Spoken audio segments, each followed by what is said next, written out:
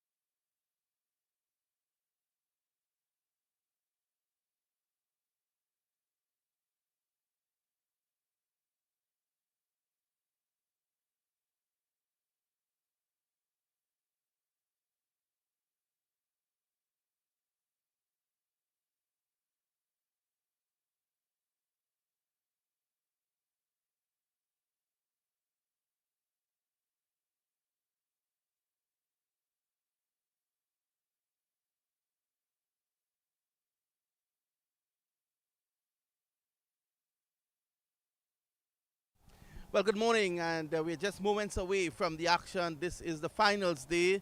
It's a day that Atta Ali Khan flew all the way from Bangladesh to be here. And of course, he's joining me just to have a few words before play starts. Next to him is the man originally from Georgetown in Guyana, and that's Lenny Archaba. And next to him, this guy's probably a former Pakistan prime minister, I don't know, but Shah Faisal, a local guy here in Atlanta. Wonderful to have had all these guys during the tournament so far, and they've done a sterling job. Let me start with the most dapper of all, and that's Atta Ali Khan. Your initial thoughts: you have traveled the world, you've covered cricket almost everywhere. The quality that you've seen over the last week. To be honest, I'm pleasantly surprised. I was not expecting the quality that I've seen so far. And when you do talk about quality, you talk about our individual brilliance.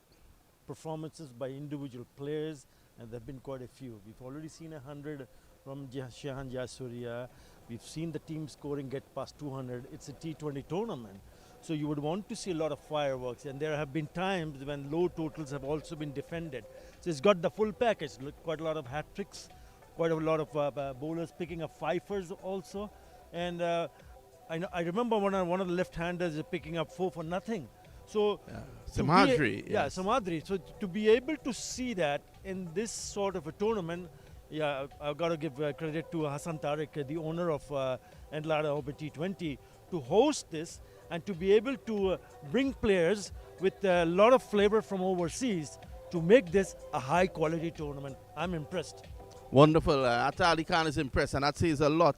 Next to him, of course, is a man who they call the Bible, the wisdom of American cricket, and that's Lenny Archibald. And immediately when I said that, Shah passed the mic to him.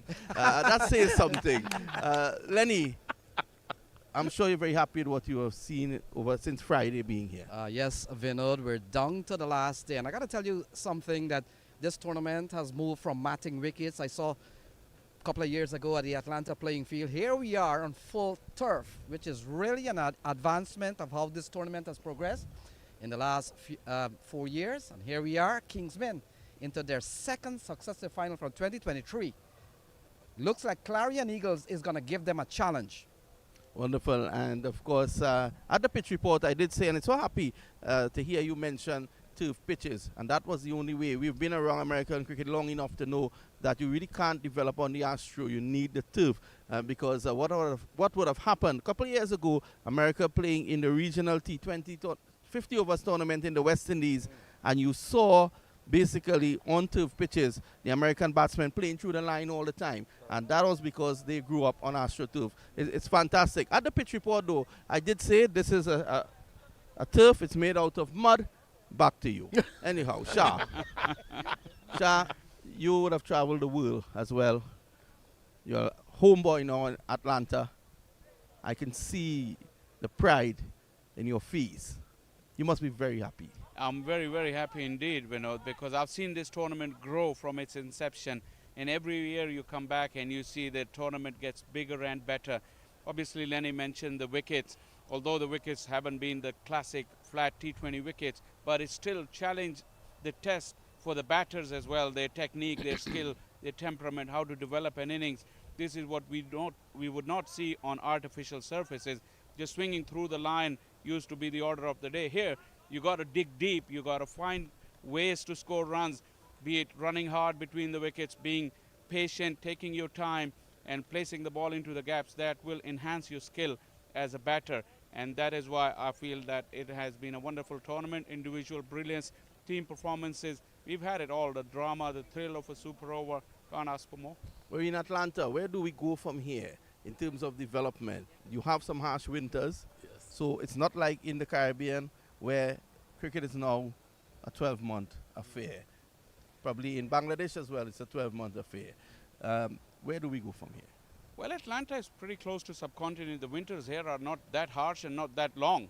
So the season, we're well into October, can carry on, and we can really come back in March. So that is not much of a break that probably everyone needs to reassess which direction we want to go.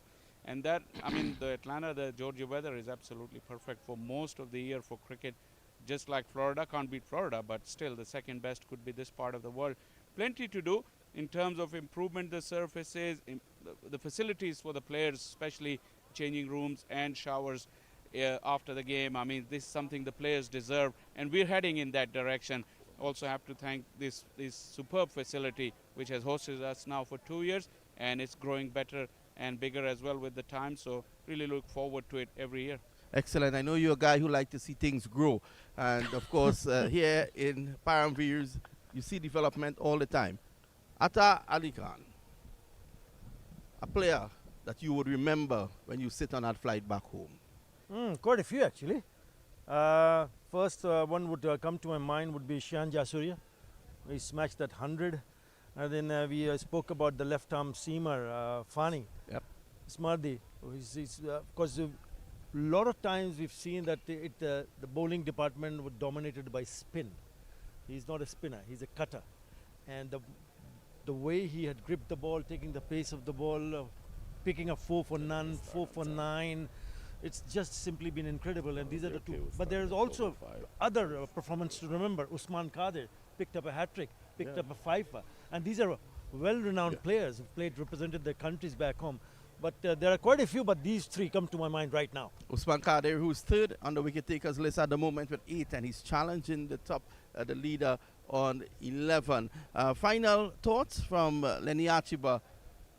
Vinod, I thought when we saw the 10:30 game, how much toss played an impact on the result. This one is a 12 o'clock start. not so much of the toss. And I get the feeling that with Kingsmen batting first, they'll be banking on, of course, Rakim Cornwall, how quick he can get out of the blocks. Milind Kumar has been pushed up the order, so he's going to be one of the key men, the pivotal batsman to really see how things goes at the top, and then look forward to the things coming in under. We've got some very good bowling from the likes of Anwar Ali, Mohammed Ilyas, Ziaul Haq. There's going to be a lot of pace at the top of the order. Hassan Khan. Waqas Ahmed. Yeah, Waqas Maqsood, correct. who picked up 4 yesterday. And then it's over to the spinners, the likes of Harmeet Singh, the likes of Hassan Khan. Mohammed Mohsin is having a very good season. Yeah. Just a question for him. Mm-hmm. Question is, where is our friend Brian Walters? Has he left us again? Well, he's in the box and he's all ready for us. Yeah, so I want to thank these guys for being with us here. Not normally a Trinidadian turns anything over to a Jamaican. I have no choice this morning. Let's join Brian Walters. Guys, great thoughts and good, brilliant analysis. Quick look at the pitch and then the toss, and we'll see what happened in the middle. Well, good morning, and it's a finals day. This is, of course, the day everyone was waiting on, and it's Kingsmen, the defending champions, coming up against the Clarion Eagles. Both teams have played fantastic cricket during this entire week, but it all goes down to today. So you can put that aside. What happens today is what's important. We're here at the pitch report, and of course, again, similar to yesterday, you can see grass coming through, which is important. It holds the surface together nicely, and that will allow the ball to come onto the bat. The thing about it is we have a 12 noon start, which kind of equalizes things. It takes the early moisture out of the pitch here. Remember, games at 10:30, due to the overnight conditions and the heavy dew conditions on the mornings, there were always wet spots on this track. The entire pitch, there was moisture. Now, the sun is out in all its glory. It's probably around, I will say, 70 degrees Fahrenheit now. It has been baking, and I think 12 noon start, fair enough. Both teams, I think, the pitch will be equalized in terms of whoever bats first or second. During the week, bowling first was the best option, but I don't think that will have. Good morning and welcome. It's the day that we've all been waiting for. It's the final. Yes, you heard me right. It's the Atlanta Open T20 2022 final. And Clarion Eagles will lock horns with the Kingsmen. We've got both the skippers, Akashat Gomel and Hamad Azam. Akashat, you're going to spin the coin? Tells the call? Akashid, what have you decided to do? So we would like to bowl first. It's a delayed start, right? It's starting at 12 o'clock. Remember, 10:30.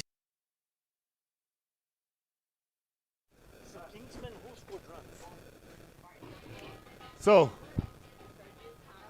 starting off here, the Clarion Eagles and the Kingsmen. Kingsmen having been inserted into bat. Rakim Cornwall and Ahmad Alam are at the wicket. First ball of the day, glance down the leg side for 4, delivered by Jesse Singh. This is finals day here at the Paramvere Cricket Complex. Again, the Clarion Eagles against the Kingsmen. Brian Walters, I'm joined by the great Atar Ali Khan. Good morning, Atar Ali. Good morning, good morning, good afternoon actually. Afternoon. Just gone across 12 in the afternoon. Rakim Cornwall over square leg for 6. So 2 deliveries, 10 runs on the board. Yeah, I was taken by a little bit surprised by the decision that was taken by the skipper of Clarion Eagles. First ball, and he likes playing these kind of shots. It's in the slot. It's a lovely pickup from the big man, Rakim Cornwall, and he picks up a 6. So the point that I was trying to make, Brian, because we've seen matches start at 10:30. Today, the final starts at 12 o'clock, and he wins the toss and decides to bowl first. That is a bit of a surprise for me. Knocked him over, full and straight, and Rakim Cornwall is clean bowled. 10 runs on 2 balls. The third delivery knocks over the middle stump. 10 for 1. Brilliant. Absolutely brilliant. from Jesse Singh. First, the previous delivery went for the maximum, and this time around, he hits the timber and goes on to see the back of the dangerous-looking Rakim Cornwall. So early success for Clarion Eagles United. And Kingsmen, 10 for 1. Jesse Singh, obviously been around for a very long time, a member of the U.S. side. In fact, he captained the U.S. team in the last few matches in the recently concluded tournament. And he's a good fast bowler, very good. Not as quick as some of the other bowlers in the setup, but I think that you'll see here that he is really accurate. And Rakim Cornwall sort of going across the line slightly and playing around that straight delivery, middle stump, not back. He was the pick of the bowler, Jesse Singh, in that match that we were talking about, the semi-final against Knight Riders. He picked up 3 for 32. That's the one. The ball gets stuck between the stumps, but it knocks the off stump back. Lovely delivery. Swing and a miss. That's exactly what Clarion Eagles United would have hoped for. Early wickets.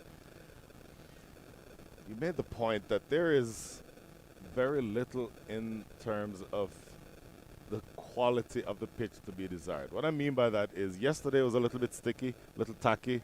Some much more prominence played on the decision at the captain at the toss. But today you get the sense it will be a pretty even contest between bat and ball. Milind Kumar, the new batter, glances this one around the leg side. So 3 deliveries of the 4 that Jesse Singh has bowled have gone the distance, but 1 took a wicket. 14 runs on the board after 4 balls. Yeah, just drifting down the leg side, and I feel that this is going to be a very good pitch for batting because you mentioned earlier, 12 o'clock start, so it'll have enough sunshine on the surface, and the ball also nicely coming onto the bat. It's just a flick of the wrist and get past that fielder at short fine, so he picks up another boundary. What a lovely start this is. Yes, they've lost 1 wicket, but they raced over to 14 in no time. Better line, better length. That ball there, Milind Kumar has looked good so far. I think you've seen him be able to bat both with, let's call it conservatively, and then when he needs to go big, he has that in his game also. $100,000, the prize money for the winners. That's a deal. That's a very good, the first prize, and both the teams will be eyeing. First and foremost, at the moment, Kingsmen looking to score a healthy total. Yes, one of the skippers mentioned that 170 can be a good total to defend. I reckon it can go beyond that.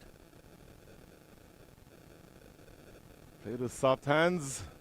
So successful first over. 14 runs came from it. A little bit more than you'd like, but he got the big wicket of Rakim Cornwall.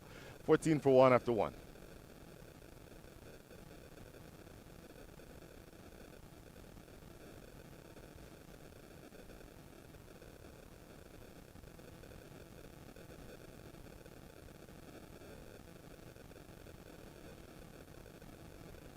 So 1 over in the books. Athar Ali Khan, you mentioned 170.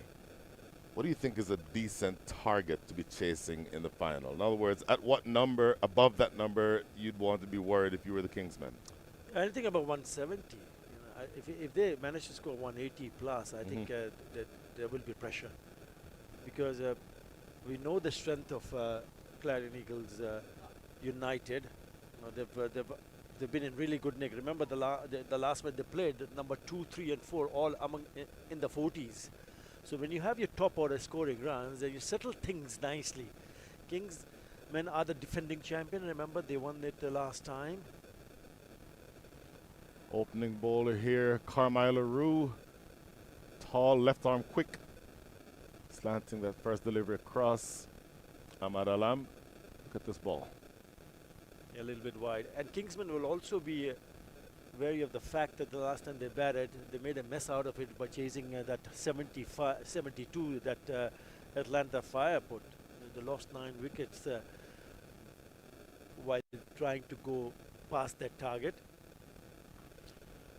Up and over extra cover. That has also gone the distance. My goodness, what a strike over cover for 6.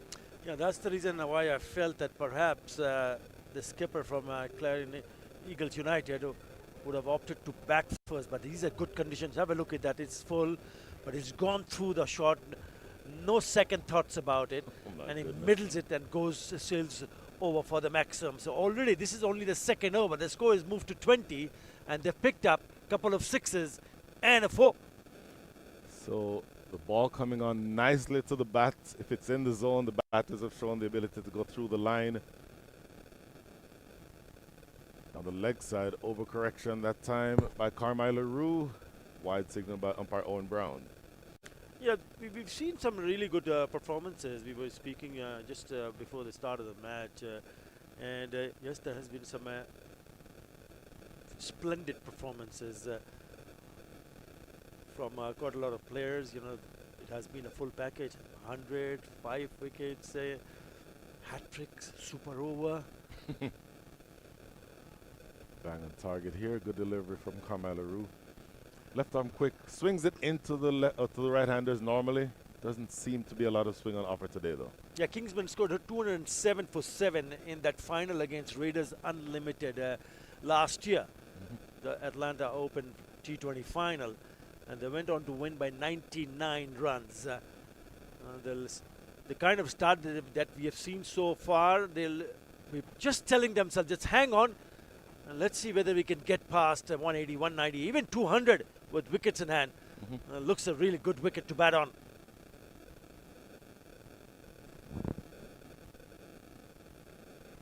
For once, you have a single. That's the first single of the day. Played into the deep. Play it deep third. Just gets a good rocket throw in. So 200 on the books. You think likely?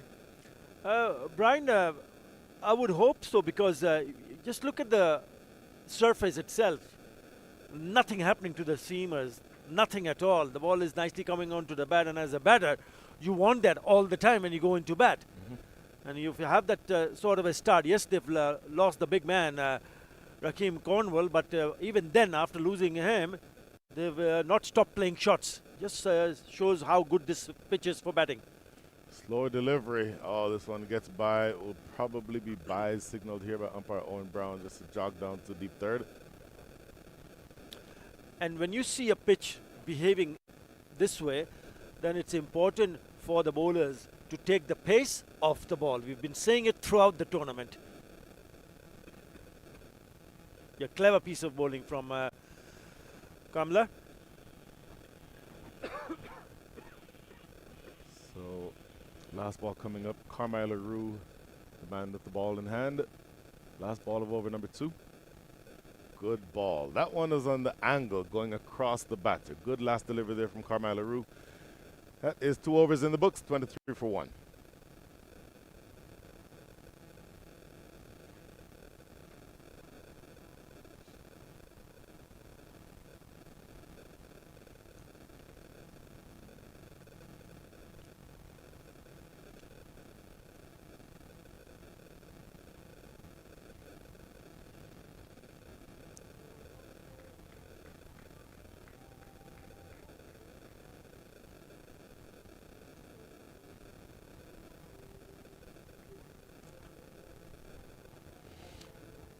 So 2 overs bowled. Lost the wicket of Raheem Cornwall, but a good fast start nonetheless. 11.5 and over, of course. Third over about to be bowled by Jesse Singh. Conceded 14 from his first over, so he'll want to be less expensive than that, but you never can complain when you get the big man dismissed early.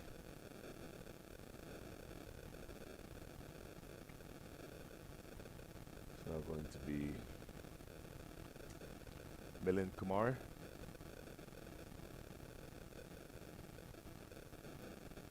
Bang on target that time. Yeah, they will be in some sort of pressure. Kingsmen, remember the last match they played, the semi-final against Atlanta Fire. Struggled, really struggled throughout the innings, even though it was a low-scoring affair. You know, I think psychologically they will be just thinking about that. And what about the opposition? They'll be also quietly just giving them a little bit of reminder, getting close to the batters that, hey, 75, you lost 9 wickets. I mean, these are the things that can happen. Tell me about a little bit about that.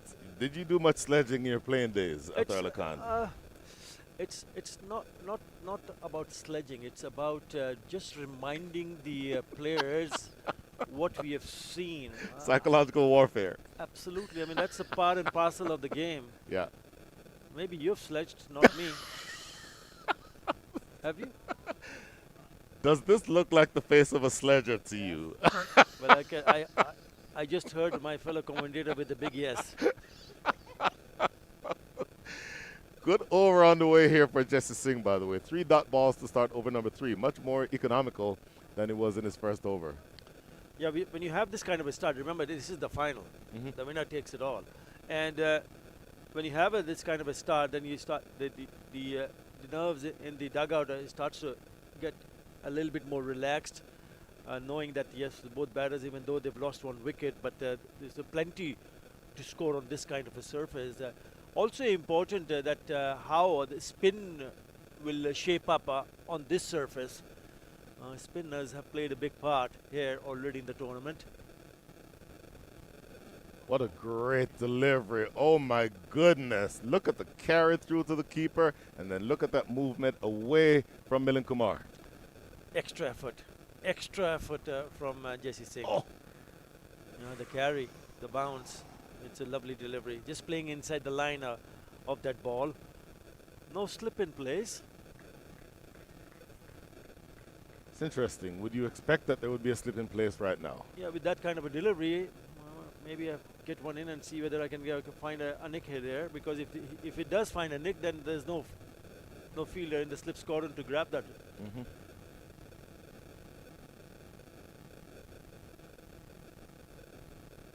There's a single to backward point, but a much better over on the way here for Jesse Singh with 1 ball to go. Over number 3. Yeah, it's turning out to be a good over. He's been impressive. As a unit, I find, to be really honest, I mean, I've seen some really good sides. I mean, I don't want to be harsh to any other side, but I reckon this team, Clarion Eagles United, looks the part. The team to beat in this competition. Scores of 200 or more once. Nearly got it last time, 190 plus. The bowling has been terrific. The batting has been outstanding. Sliced away over the top. How far has this gone? 1 bounce and goes for 4. That is a good strike to spoil what had been a really good over. 4 runs over cover, 5 runs from the over, 28 for 1. Spoils the over with that last delivery. Was too much width. Look at that, and full swing again, really latching onto it, knowing that the fielders are inside the circle. So if you get enough on the bat, you're going to pick up a boundary, and that's exactly what he has done. 28 for 1.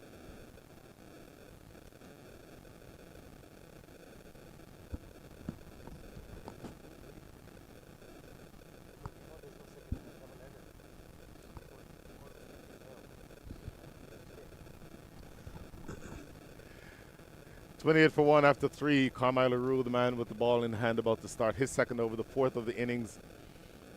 Tall, left arm quick. Doesn't really sprint in as much as he usually does. I'm wondering whether or not he's just essentially playing within himself. That slow jog to the crease. Short delivery, and that is put away expertly. That's not the line that you want to bowl or the length to any good batter. Yeah, that's the point that I was trying to make, Brian. The decision taken by the Clarion Eagles skipper, Akashat Gomel, deciding to bowl first after winning the toss, and look what has happened so far. Oh, that's a lovely shot. That is a beautiful shot. Short, sits up nicely, doesn't really bounce. He can put it away anywhere he does. He picks up another boundary. Hammered down the ground for 4 more. Milind Kumar is feeling it. Couple of strikes to start over number 5 for number 4. Yeah, they're throwing up the challenge to the bowlers now. He's not holding himself back. It's a pitched up delivery, and again a good looking shot, this time down the ground. a little bit straighter away from that feeder at mid-off for 4 more. There's a couple of boundaries already in this over. Lovely. 36 in no time. That's a cracking start for Kingsmen. Oh my goodness, the scoring rate is 10, almost 11 runs and over to start this final. Are we going to be looking at a final where the target is over 200? You never know. Good ball, good comeback. That's a much better length and a much better line for Carmelo. See, the beauty of this game is that it can change Yes. so quickly, especially this T20 format. Because you can see the partnership now. You can see this what is happening. 26 of 17. Boundaries have come on from both the batters. But having said that, if they can manage to sneak in a wicket or two, then everything shuts down. Runs this one down to deep third. That is Harmeet Singh. I'll be interested in seeing when Harmeet Singh comes on to bowl. Left arm orthodox. You've seen much success for the left arm orthodox bowlers throughout this entire tournament. Yeah, we'll have to wait and see when spin is introduced, and we'll see whether it will get the kind of purchase that we've seen in the tournament, throughout the tournament, I should be saying. You're absolutely right. So you're looking now, 2 balls remaining in over number 4. Obviously still inside the power play. Good delivery here from Carmelo Rue, defended by Ahmad Alam. So as I said, you're going to see at the point where the bowl or the captain of Karshid Gomel decides to bowl the spinners, you've seen a lot of turn on offer, particularly at this pitch, but for all the pitches in the tournament. And so that might be one way to consider essentially taking the pace off the ball and seeing whether the batters can handle the moving ball or the turning ball.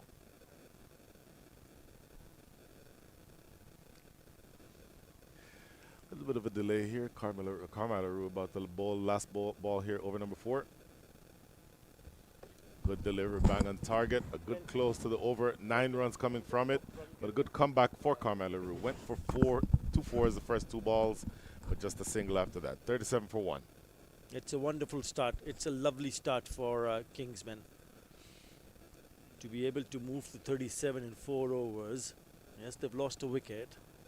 But this is a really good foundation. They're setting up a really good foundation for the others to come and go and put on a challenging total. Well, we mentioned his name a few minutes ago, and here he is to bowl his first over. Harmeet Singh. Left arm orthodox. There's 2 right-handers at the wicket, so you'll understand why that decision has been made, even though you're inside the power play, so only 2 fielders allowed outside the circle. But Harmeet Singh is generally very accurate, and you're going to want to see how much turn is in the wicket to see whether or not he can exploit that. Harmeet Singh, of course, was the #1 draft pick in Major League Cricket last season.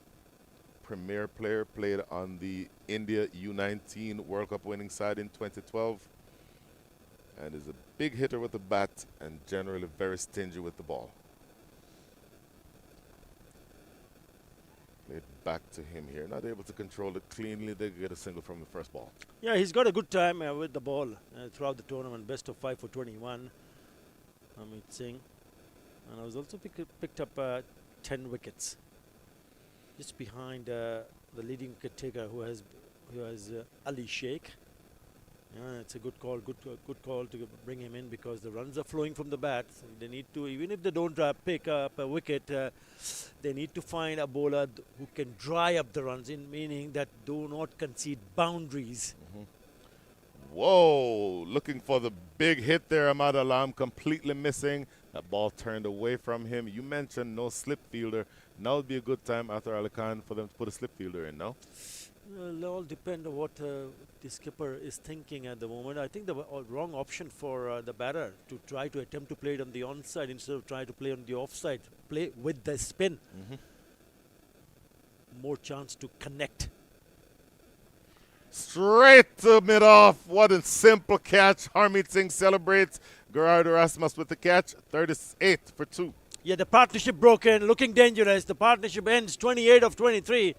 And it's Harmeet Singh who's picked up a wicket in his very first over. Nice bit of flight there. He beats him in the flight. And in the end, it's a soft dismissal. It's just a gentle chip straight to the fielder in the covers. Lovely start from Harmeet Singh. He now joins the leading wicket taker Ali Sheikh with 11 wickets in the bag. Kingsmen lose another one. It's 38 for 2.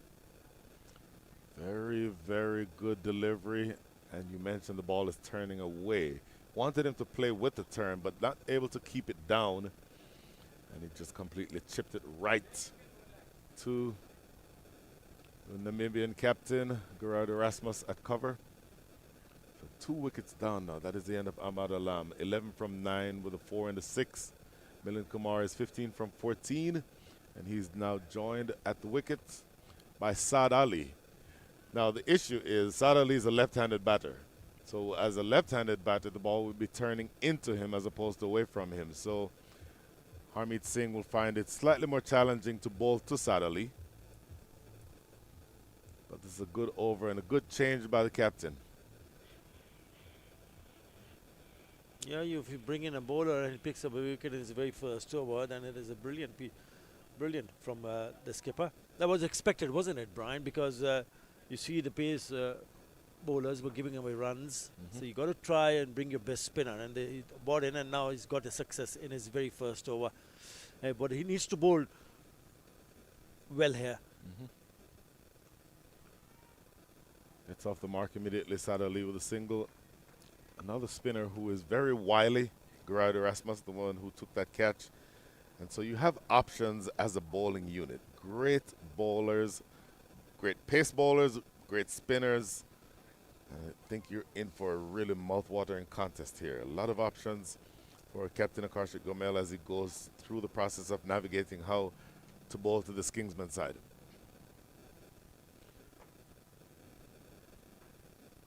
Another single this time. Milind Kumar can typically play within himself, and he can be the one to push the ball around and pick singles up. And of course, you've seen him a bit with the ability to hit big if he needs to. Yeah, from his side, he's the leading run scorer, Milind Kumar, 128 runs. He struck 12 fours and 6 sixes, strike rate of almost 130. And he's got a bit of a start here. He's going to move to 16 or 15. He's at the non-striker end. So important that he continues to bat through. After 5, it's 40 for 2.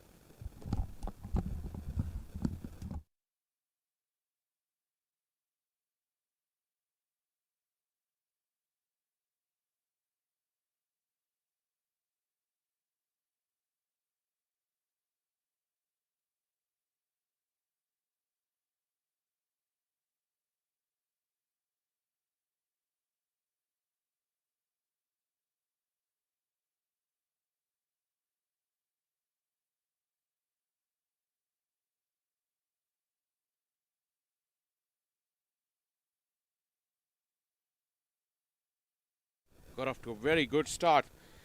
You cannot expect this final to go in one flow because both the teams are the form team with the best combinations, and arguably the 2 best teams of the tournament are here for this championship match. So you can't expect the traffic to go one way. You can expect plenty of fight backs and plenty of recoveries. They'll be going hard at each other for the 40-over duration of this game. Good morning, good afternoon, Lenny Archibald. Thank you, Shaw Faisal. Second spinner we've seen. Erasmus comes in to the attack here, 41 for 2. We've seen the departure of the big man, Rakeem Cornwall, gone for 6. And Ahmad Alam, who never really got going in this tournament, he's gone for 12. Now we've got the U.S. international, Milind Kumar, very experienced player. Has been a busy 2023 coming down to 2024 at the U.S. international level. He's in with Saad Ali. It's a crucial partnership. Saad Ali is the glue that holds this middle order. He's very skillful both against spin and pace. So playing a miss. Erasmus has come in with some useful spell in this tournament, Shaw Faisal. Beautifully bowled. Superb delivery. Look at that angle coming into the left-hander. Pitch middle. Went away. How do you play that? This is good running though. Excellent bit of work. I think it's Hassan Khan beg your pardon, it's Dilpreet Singh. What am I thinking about? Hassan Khan. Yeah, but if the ball is turning as much as it is, you got to be running really hard to make sure you pick up anything that becomes available in this middle phase. Yeah, when you look at Milind Kumar, he's really been the Kingsmen best batter so far. 114 runs coming into this game. And Saad Ali, we talked about the struggle of Saad Ali in this series. Just 58 runs. We know he's a better batter than that. And we've seen a very good over so far from Erasmus. He's only gone for 2. And ball turned into the onside. Gonna challenge the fielder. Throw comes in. Brian Kane says not out. Well run in the end. Yeah, quick bit of work there. I think it's Usman Shinwari at square leg. But these batters are very, very quick and fit between the wickets. It was a very tight run though. It went straight to the fielder. But look at how good the start was from Saad Ali.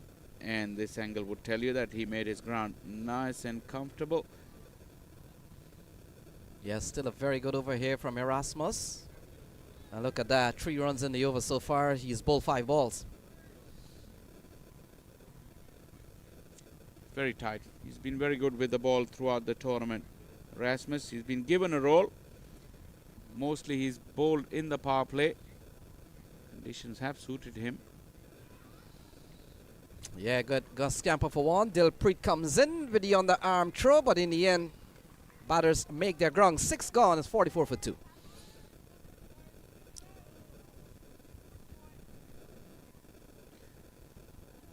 Soft hands. Just drop the ball into the gap and take a run. There you go.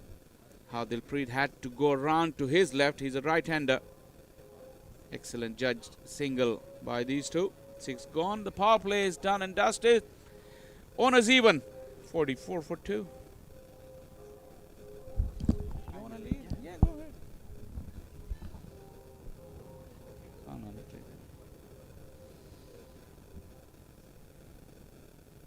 So that's our colleague there, Keshav Bahadur Singh, getting his last set of shots in before we depart from this facility, Shah Faisal. Wonderful, wonderful session of the Atlanta Open this year.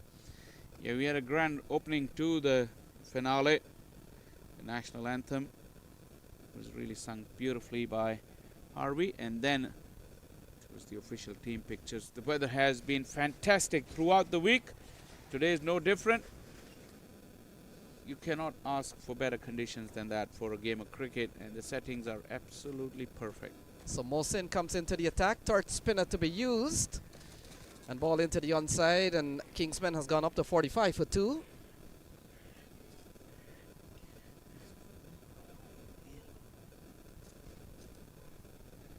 Ahmed Mohsin, very tall right arm leg spinner. Doesn't normally flight the ball. He's quicker through the air generally. That's where when he gets turned, he's almost unplayable. Yeah, such a quality bowler. Harmeet Singh, Erasmus has been the spinners used so far, so they've moved away from Jesse Singh and Karmi Leroux, who give them a couple of over the top of the order.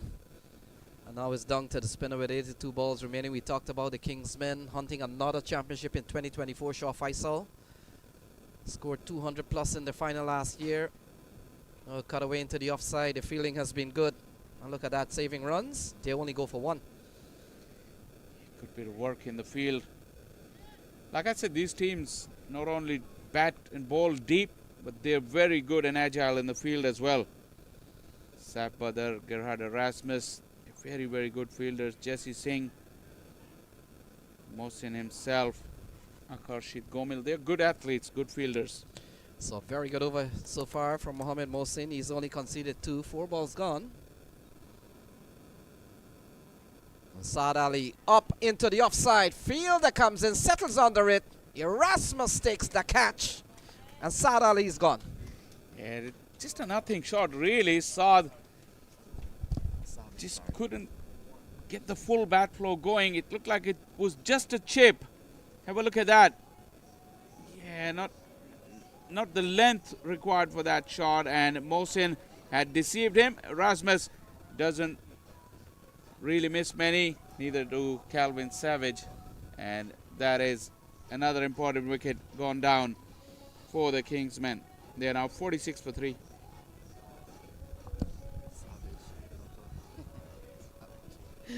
Sorry.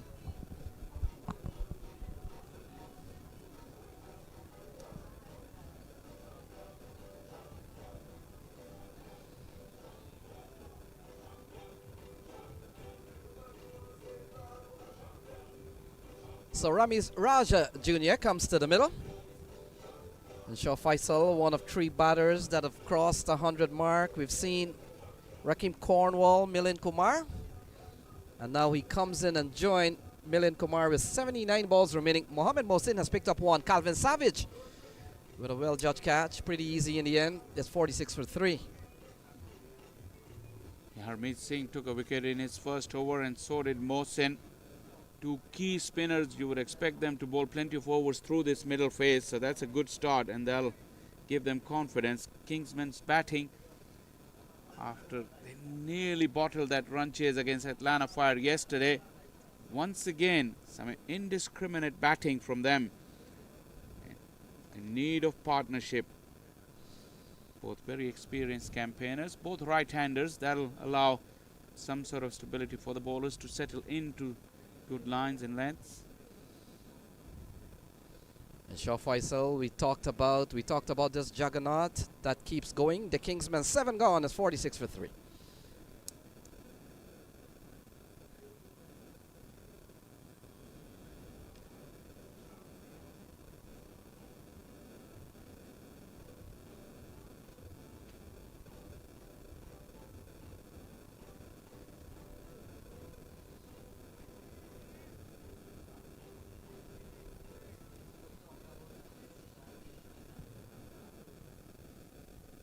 So Harmeet Singh will continue, and he's gone to the other end. Shah Faisal, 46 for 3.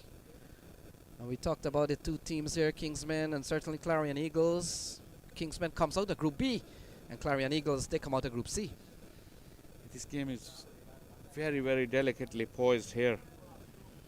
Kingsmen in need of partnership to resurrect that innings. And you look at Harmeet Singh, he's really been a busy cricketer in the last 12 months or so. Shah Faisal, being part of the international squad for the US team and Major League Cricket, Minor League Cricket, and so many games that goes on. Yeah, Harmeet has been a phenomenal cricketer. Very skillful. And he is the man for the big occasion. And today is really a big occasion, and he'll be really up for this game.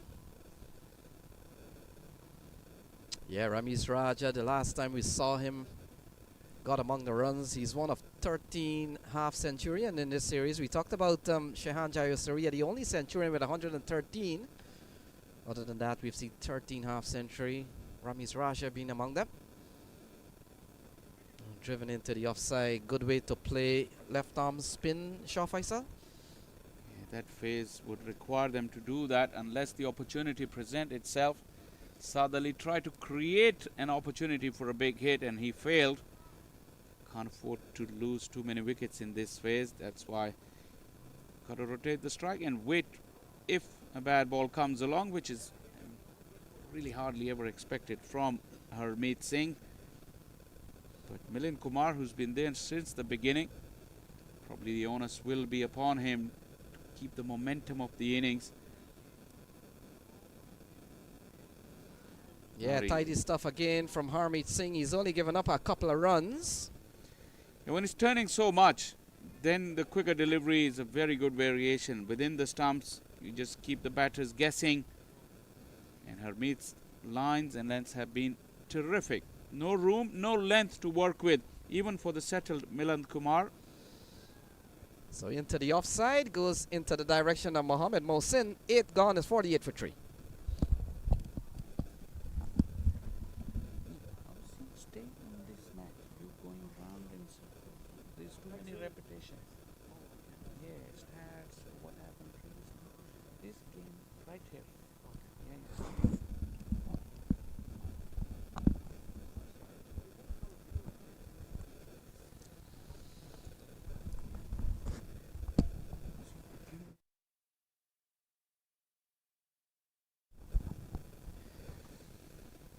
tea time for some of us, even in this early afternoon.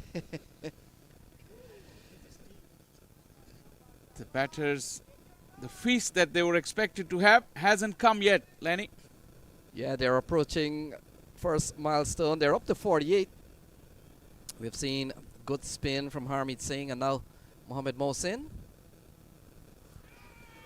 Oh, big appeal, he's gone. So that's the end of Ramiz Raja, and it's 48 for 4. Yeah, Brian Cayenne had to make a decision if that ball was too high. The slow raise of the finger came. Ramiz was caught on the crease, on the back leg, just above the flap, but Ramiz is not very tall. Probably would have clipped the top bail. Ramiz had no complaints, and the wickets continue to tumble. This is not looking good for the Kingsmen.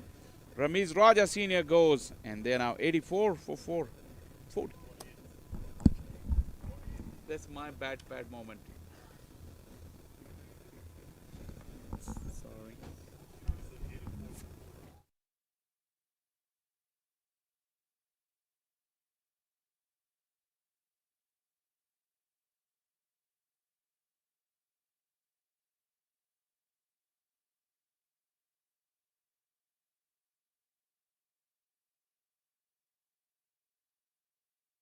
Lost 4.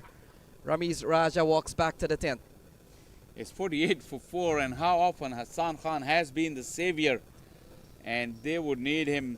Like Harmeet is another of those players who's made for the big occasion, and the opportunity is really presented it to himself to come and own this final here with the bat. We all know he's good with the ball as well and in the field, but they got to score some runs to be able to have a chance with the ball later in the afternoon. Slip in place. Mohsin has been sensational yesterday. He went for 24 in his 1 over. There's another chance. The ball is flying around shy at the non-striker end. Look at that. One way and then the other. Over there and over here. Yeah, we've seen really good spin bowling here from Harmeet Singh and now Mohammad Mohsin. Oh, pulled the short ball and hammered into the onside. Gone for 6. The 50 comes up in fine style out the bat of Hassan Khan. Hassan Khan got the long hop. I was mentioning about Mohsin's over yesterday. He bowled plenty of that. Today, this is his first error and was punished by Hassan Khan. Kingsmen really needed to break the shackles and gain some momentum. Could this be the start of that? Yeah, we've seen Hassan Khan show Faisal from time to time, and you get the feeling that sometimes we want to think that T20 cricket is such a short format, but he comes in here batting at 6, and he's still got 68 ball at his disposal. Through the offside, beats Erasmus, and that's gone away for 4. Blazing cover drive, full and wide, overcompensation from Mohammad Mohsin, and it went aerial. You don't want to do that anywhere near Erasmus, but it was far enough from him. Wide, plenty of room to free his arms, and Hassan has got himself off to a great start. Yeah, a couple of scoring shots, gone for 10, looking for more. 9 over comes to a close, and after 9 they're batting at 58 for 4.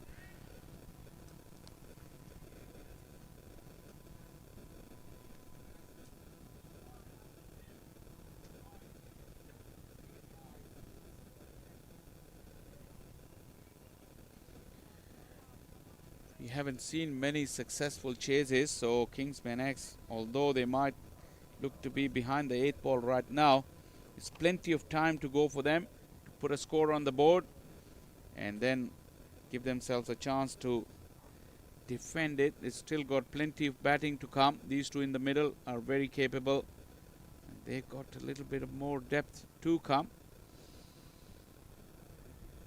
So Harmeet Singh continues. We're into the 10th. 65 balls still to be bowled. It's been a straying knock from Milind Kumar, who got off the blocks really nicely. But now the fall of wickets has really hampered his rhythm. He's fighting hard to stay. Harmeet doesn't give you a lot of time between the deliveries. Rushing Milind into that, but he'll pick up a couple of runs via the thick inside edge. The role of Milind Kumar is very important here, Lenny. Yes, Shah Faisal, he's such a capable player. And I talked about he's very critical at number 3. We know at the US international level he bats at 5 and 6, but you get the feeling at this, in these tournaments, if Rakim goes early, then Milind Kumar really comes in and play a very important role. And he's really batted as a man that has been in form, over 100 runs in this series, and that is in context of the tournament matches, very short groups. You get the feeling if you can get over 100 runs in this tournament, then you're among some of the top batters. Yeah, conditions hasn't been easy for batting for most of the tournament. But this is good. This roll of the wrist, knocking the ball into the gap. Getting Hassan back on strike. This is a good contest between Hassan and Harmeet. And Shah Faisal, you get the feeling that the spinners have really done well since we've seen the introduction of Harmeet, seeing 1 for 9, 2.4 so far. None for 4 from Erasmus, and then of course a couple of wickets from Mohamed Mohsin. So the spinners have really done the job. We were always expecting the spinner to feature prominently in this bowling attack. Erasmus in, but in safely was Hassan. He's equally quick. This is good cricket. Yeah, the running has been good. We've seen a lot of cheeky singles so far. We haven't seen a run out. There was an appeal. Brian Kane says not out. So other than that, they've communicated well. They've ran well. They've put the fielders under pressure. And we know when you put the fielders under pressure, they make mistakes. Final ball coming up.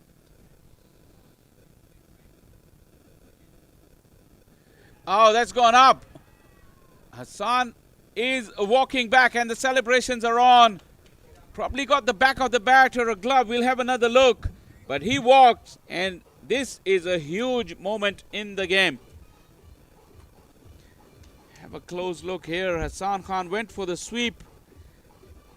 Almost the back of the bat. And it just ballooned. You cannot ask for an easier catch than that. Another angle. Yeah, it did. And Hassan disappointed. His walk will continue, and half the side is done for the Kingsmen. They are now 63 for 5 after 10.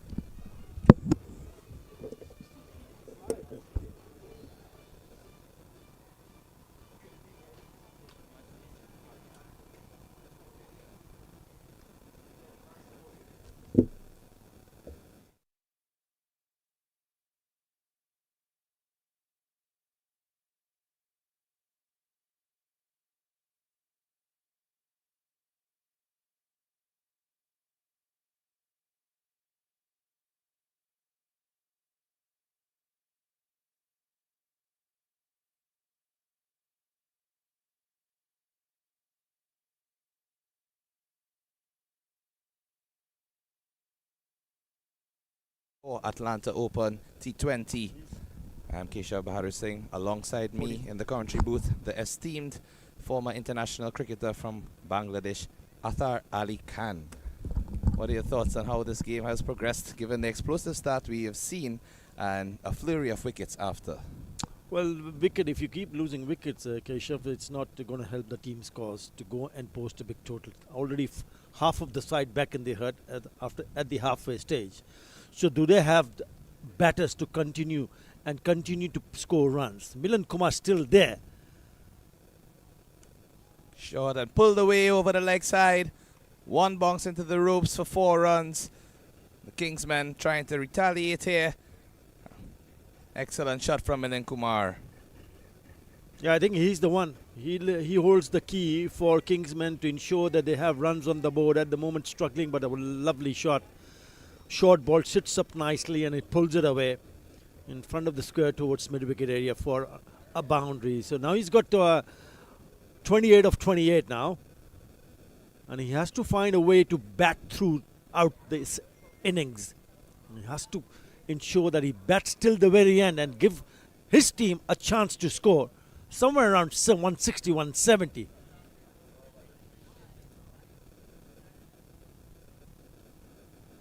Edged away down to the fielder at deep third just for a single.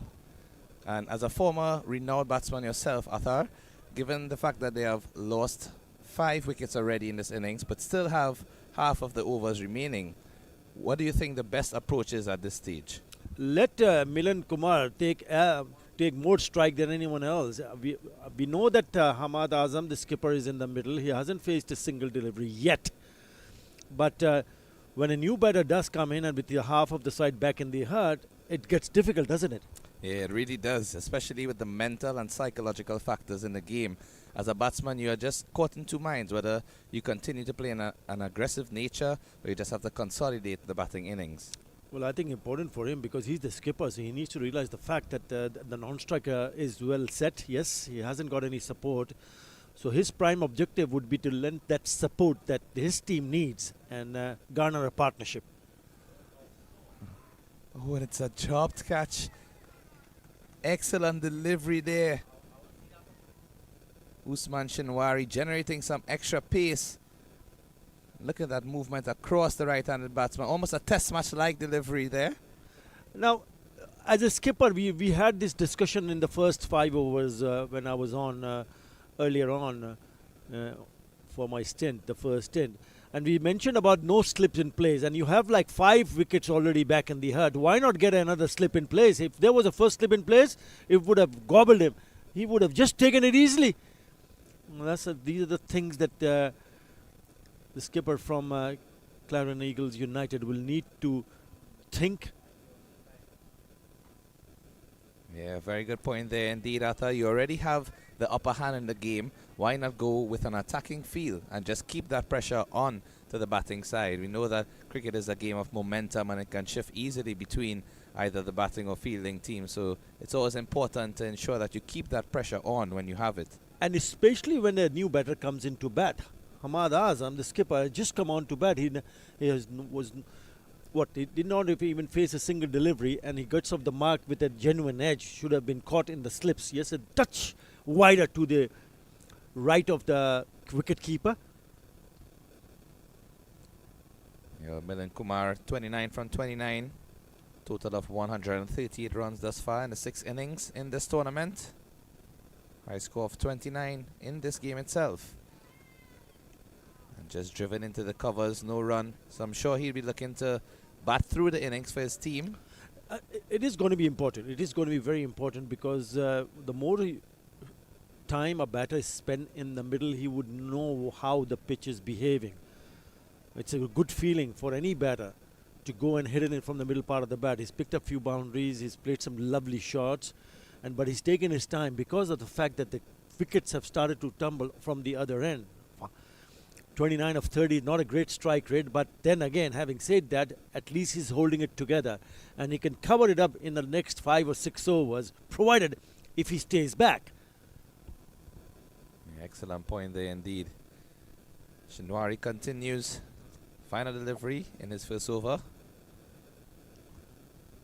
And again, keeping that line just outside of the off stump. Neatly guided down to third from Kumar. We have seen at least 2 or 3 deliveries and that over from Shinwari going down to that third man region. This gives you an idea of the length and line that he is choosing to bowl. 74 for 5 after 11.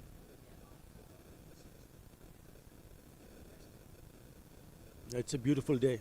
It's a stunning day here. 12 o'clock start. Imagine the pitch will favor the batters, but that has not been the case. Some loose shots. Shot selections have not been great from Kingsmen. But what they have done is they still have Milan Kumar, who's moved out into an unbeaten 30 of 31. Yes, 9 more overs available. Bit of a wave to his mates right at the top there. Speaking about shots, just looking at some of the production crew from Cricket 360 and 360 TV, all the way from Trinidad and Tobago. It's been really a Herculean effort from all of these guys out there day after day in that heat. Mixture of cool breeze and heat is never a good combination, but they've made it through. And here we are at the finals, the lovely picturesque venue, live from the Paramveer Sports Complex. And we're looking forward to how this final will be played out.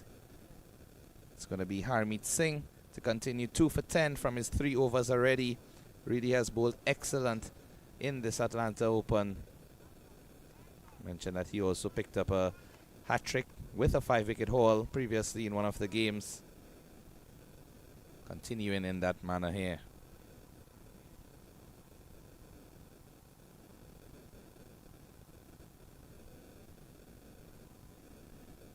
What I like about Harmeet Singh as well is that he continues to use that angle through and around the wicket, whether it's the right-handed batsman or the left-handed batsman. And I just want to get your thoughts on that in terms of going through and around to a left-hander, which is something you don't usually see.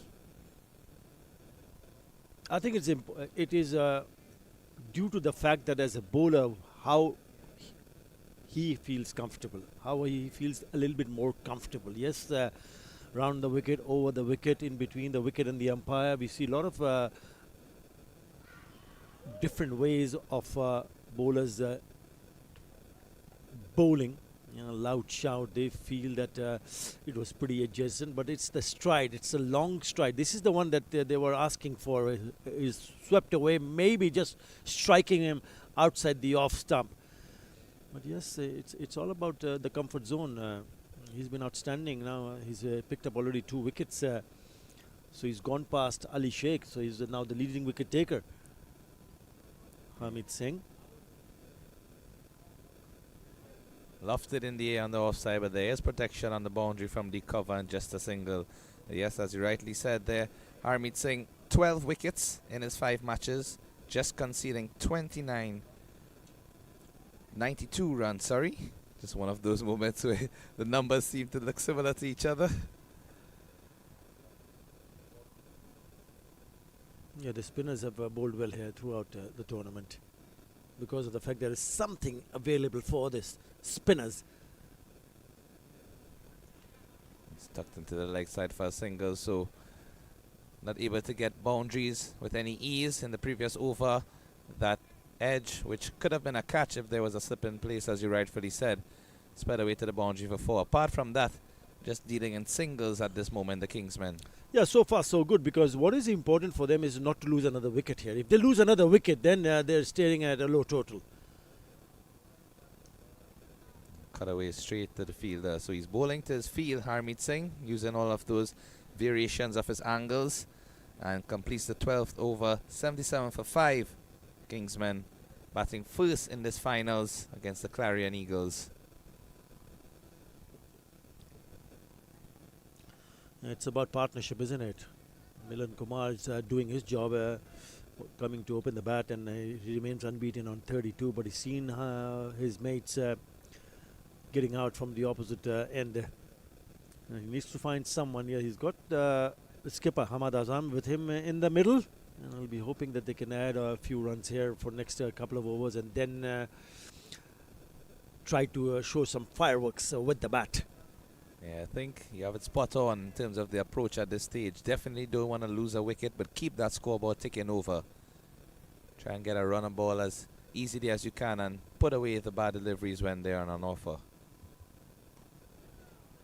That's short and pulled into the air. Didn't get the proper connection, just missed timing. That shot, but safely lands and gets a single.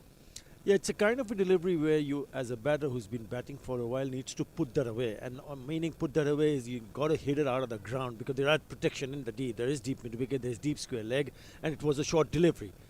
So when you get that opportunity to free your arms, you've got to latch onto it, and you've got to pick up a boundary. He misses out on that occasion. And just from a batting perspective, when you have a pitch that sometimes the ball doesn't come through with the full pace, you know, you always have to be a bit more patient, wait on the delivery sometimes, just hang back in your crease that extra second before going through with a shot.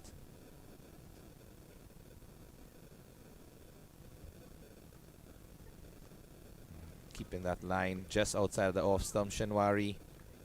He just opening the face. Yeah, good sensible batting. I think he's realized the fact that he's not going to go and try to hit boundaries or look to be a little bit aggressive. Yes, if it's there, it's fine, but he's played that nicely and softly to the offside, and picks up a single and gets the set Milan Kumar on strike. Both batsmen operating at that strike rate of on or around 100. Just going at a runner ball, and exactly what's needed at this stage. Eagles looking for another breakthrough. Peg back the Kingsmen. A nice slower ball variation from Shinwari.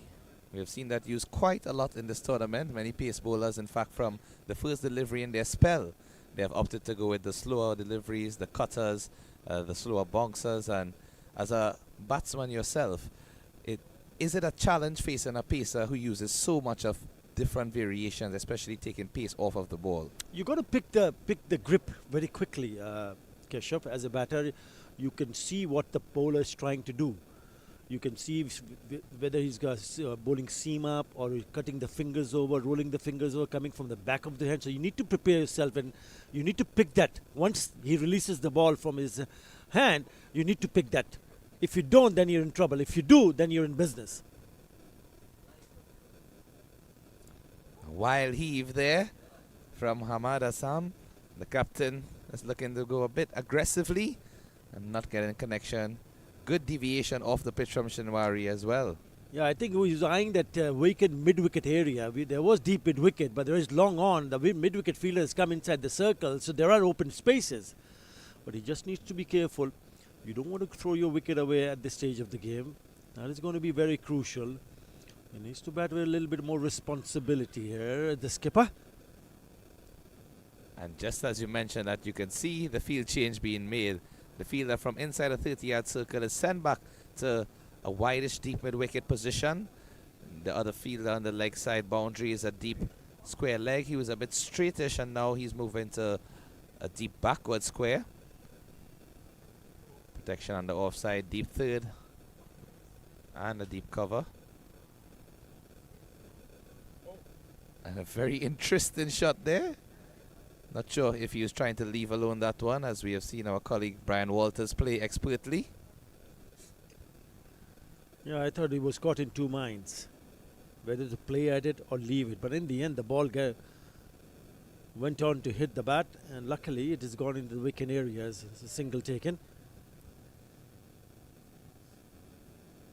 And just to emphasize the point you made before in terms of ensuring that you look at the ball when the bowler releases it, it's one of the basic tenets of the game. They always say keep your eyes on the ball as a batsman. If you can watch the ball from the moment the bowler releases it until it reaches the bat, if you can do that every delivery, which we know is no easy task, you'll be better off. Well, that's what most of the batters do, practice that when they're in the nets to try to pick up what the bowler is trying to do. Nicely played, but pick up another single to finish the over. It's a Kingsmen 82 for 5.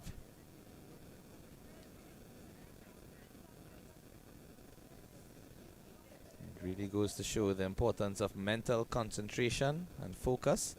And as for the young cricketers looking on, what is some of the advice that you would give in terms of ensuring that you keep your eyes on the ball? Because we know how easy it is to just lose sight of the ball and how fatal such an impact can have in terms of your batting innings. Yeah, just listen to your coach, wherever you're playing, whoever you're playing with, listen to your mates. And the advice will be pretty similar from me or you or anybody else. Make sure you're side on when you're batting. Make sure your foot movement are good, trigger movement. There are a lot of trigger movement. There's back and across, what as a batter you're used to. And then get close to the ball. Get close to the ball. Side on, get close to the ball, and if it's not close enough in terms of if it's outside the off stump, then you might not as well play at it. But when you play T20 format, you're trying to score runs quickly. So that changes the complex, that changes the mindset. So there's so many things which comes to the back of the batter's mind. So you need to adapt, adjust as quickly as possible in all formats of the game.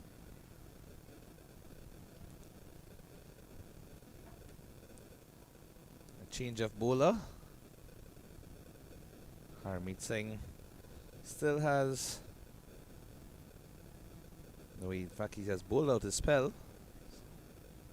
4 overs, 2 for 13, 12 dots. And new bowler Mohammad Mohsin. Yeah, he had a good time with the bat, didn't he, in the semi-final. Mohammad Mohsin. Just 20 deliveries for his 48. 5 sixes, big ones, and 2 fours. And at this point, he in fact has the most points in terms of the MVP all-round standings, given the fact that he's contributed with both bat and ball Mohsin. In this in this game alone, picking up 2 wickets, a total of 9 wickets in the tournament thus far, and his batting statistics are really something to behold. He has a total of 154 runs.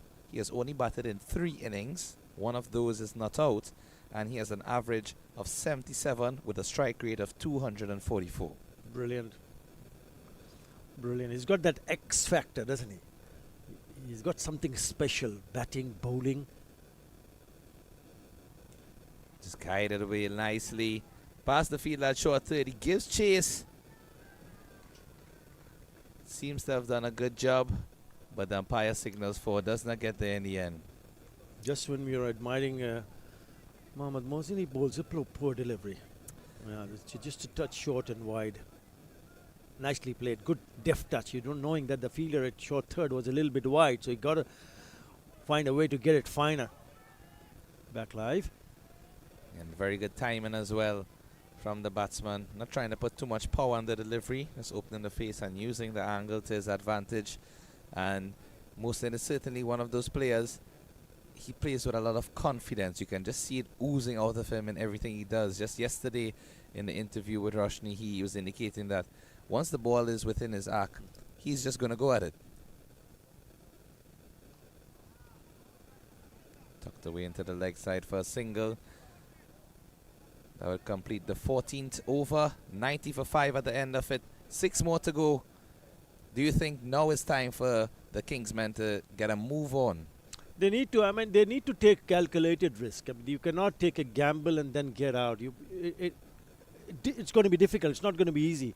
If from 90 for 5 to 110 for 6 makes a big difference.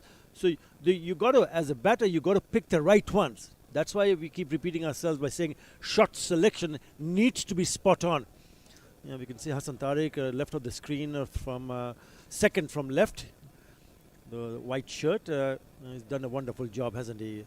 Creating this tournament, organizing this tournament. He's the owner of the Atlanta Open T20 2024. Wonderful. It has been just a lovely experience to be here in Atlanta. And to be able to go and meet so many people, so many players from different places. It's been a wonderful experience, Kesha, for me. Yes. And also the commentators. I must confess, it has been a wonderful experience to be a part of this. Yeah, Kamil Leroux back into the attack for his 3rd over. Muted appeal on that occasion. Everyone didn't seem as convinced. Seems to be close, maybe just with the angle, because it deviated going down the leg side with quite some severity. It could be possible that it was just going past the leg side. I thought that was very close. Really close. Well, he's still there.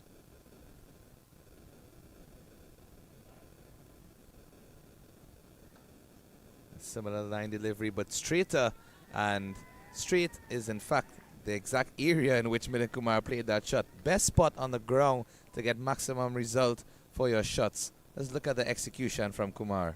Straight as an arrow. That is a beautiful shot. Yes, there was a fielder long on, but he had no chance to go and stop that one. That is a lovely shot. He moves to 45 now. Maybe now is the time for him to take a few chances.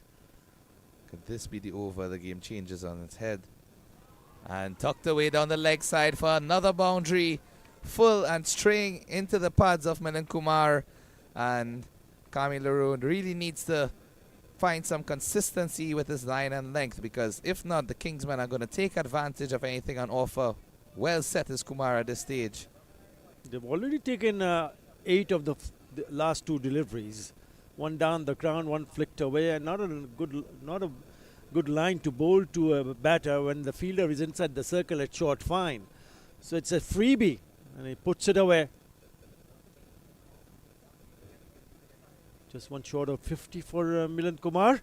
It's been a good one. It has been a responsible innings from Milind Kumar. Again, persisting with that line into middle and leg stump. I'm just wondering if he might be better advised to be fuller outside of the off stump. Only 2 fielders out on the boundary on the leg side. As you mentioned in the previous over, deep square leg, and the fielder at a deep wide mid-wicket position. It's a good run again. It's a leg by, but he stays on 49. Well, now Hamad Azam will also need to look at the areas, because after this over, 5 more overs to be bowled, with that single 100 up for Kingsmen. Short and pulled away in the leg side, but there is protection. Goes to that fielder who was previously in the circle, but they sent him out on the boundary for protection, and rightfully so. Yeah, that's the reason why he had that field set, and he didn't hold himself back by trying to pitch a short pitch delivery, trying to create or find that gap between deep square leg and deep mid-wicket, straight to the fielder at deep mid-wicket. For the length delivery this time on the offside, and that brings up the 50 for Milind Kumar. You can just hear the cheers and applause from all of the supporters and his teammates. Really a mature and responsible innings from Kumar. 50 from 43 at this stage. 1 or 2 for 5 at the end of 15 overs, the Kingsmen. And definitely has been an honor and pleasure to be in the company of Athar Ali Khan. And speaking of legendary commentators, I will now take my leave for Mr. Brian Walters and, of course, Mr. Vinod Mamchan. I don't know about legendary where I'm concerned.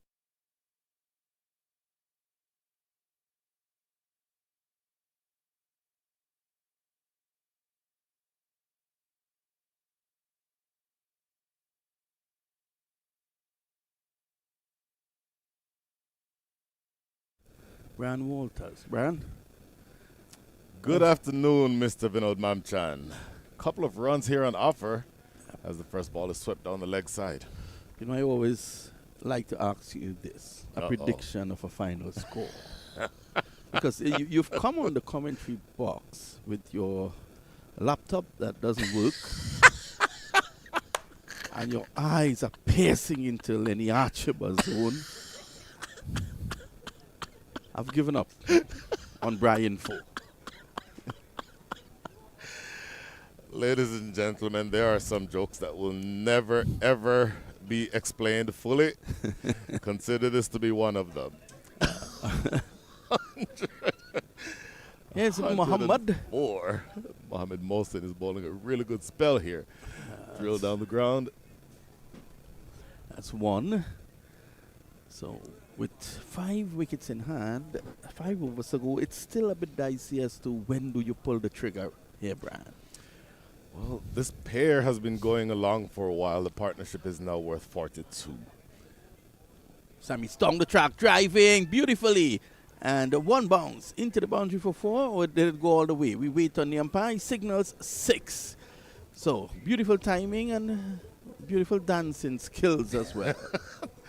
Well, you asked the question, when might be the time to go? And this might be it. A lovely strike down the ground, just dancing just far enough to meet the ball right at the spot where it landed. That's the reason he skipped down the track. Straight as an arrow. Look at that. Beautiful shot indeed. Getting underneath it, so you got the elevation. It's 112 now.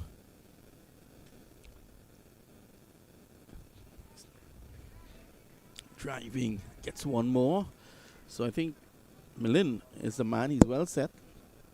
69 of 16 over 47, and he is probably the one to go. My goodness, yes. By the way, that brings up the 50 partnership. So a really big development in the context of this game. But you mentioned the one to go. Watch Hamad Azam also, because he's a big hitter of the ball. He tends to be the one that goes hard at the back end of the innings. And it's going to be something interesting to behold as they continue to build on this partnership. Well, he's on 14 and he has faced 16 deliveries, which means in a T20 match, if you have faced 16 deliveries, it means you've been in there for a while. And he So all the ingredients are there. As you can see, a lovely image there of the Paramveers cricket field. This has been a fantastic tournament. You know, you look at all the opens in the United States. I'll put this one ahead. I hope that Mangesh Chaudhary is glued to his television set. But this, Mangesh, of course, is the operations manager here. This is the best. I will say this. Prairie View Cricket Complex has been around longer, so let's just say the ground has more seasoning. No, I'm not speaking of the ground. I'm speaking of the tournament. Tournament itself. Okay, Yeah. so that's going to be a hard one to argue with. That is going to be a hard one to argue with. Yeah. And I do have to say that the people who are in the background who make things happen, and we're talking about all of the volunteers, we're talking about the match managers. There's so much activity that goes on, so detail-oriented, and get everything together to produce such a wonderful tournament. It's really a pleasure to be a part of it. Here's Shenwari. He's good enough to play a test match, and he's good enough to have taken this all-important wicket as well. So, 14 from 16, you mentioned it. Hamad Azam had been there for a while. I don't normally see him chipping down the track to a fast bowler. And a man of Shinwari's pace, you're not going to get anyone quicker in this match than him. So you can question the choice of shot, but you also only have 4 overs left. Look at the replay, because nowhere near the middle of the bat on that one. Yep. Pretty simple catch taken there by the captain, Akashi Gomel. What he did well, though, he did open up himself to the offside. But as you rightfully called it, Brian, just didn't get enough of it. And this is why he has to leave. You could see that, Brian. We are so far away with the naked eye. You can see that, but you just couldn't find that computer shop to take your laptop. Are we really going back onto the laptop? We're going back onto the laptop, really? That's what we're doing. It's left Lenny frustrated. I tell you this, though. It gives us an opportunity now to really speak about the organizing committee. It's been a fantastic Atlanta Open. You know, I came here 3 years ago. My son was playing for Sampami, and it was the first time. And it was not at this venue. It was another venue somewhere else. And it dawned on me that these guys, the first thing that struck me was that they are so well organized. Yes. And they would have fed that information to other people who have tournaments and say, look, you need to take the standard up. But, you know, sometimes we don't see where we can improve. And this is why Hassan Tariq, hats off to him. Oh, my goodness. Yes. He has done a fantastic job. I put this as the best of the Open. New batter in, Anwar Ali. Immediately off the mark with a single down to deep third. Now, Anwar Ali is an all-rounder. His highest international score, 43. Pales in comparison to Atta Ali Khan's high score. Atta, of course, would have led Bangladesh to their first ever ODI win. It's a record that you can't take from him. Absolutely. You can take his food. Shah Faisal can probably take his lunch, but he can't take his record.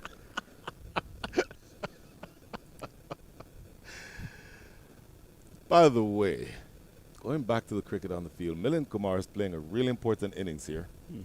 60 from 47, and he's anchored things. They look to be in all kinds of trouble a couple of overs into this match.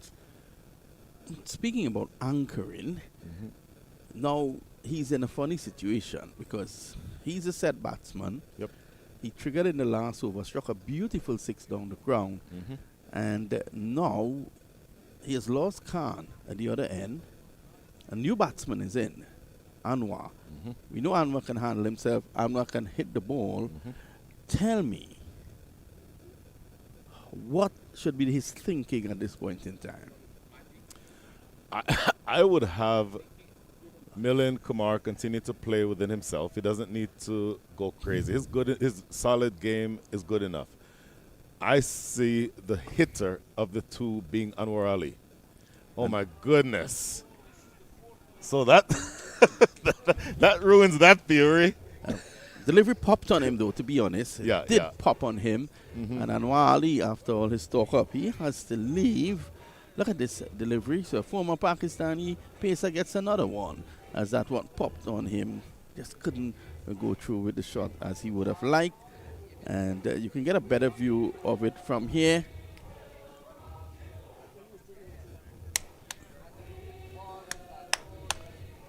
Yeah. On that replay, you could see definitely that it did kind of pop on him, forcing him to play well in front of his body. And a pretty simple catch. Second catch in a row taken by the captain, Akashi Gomel. 116 for 7 all of a sudden now.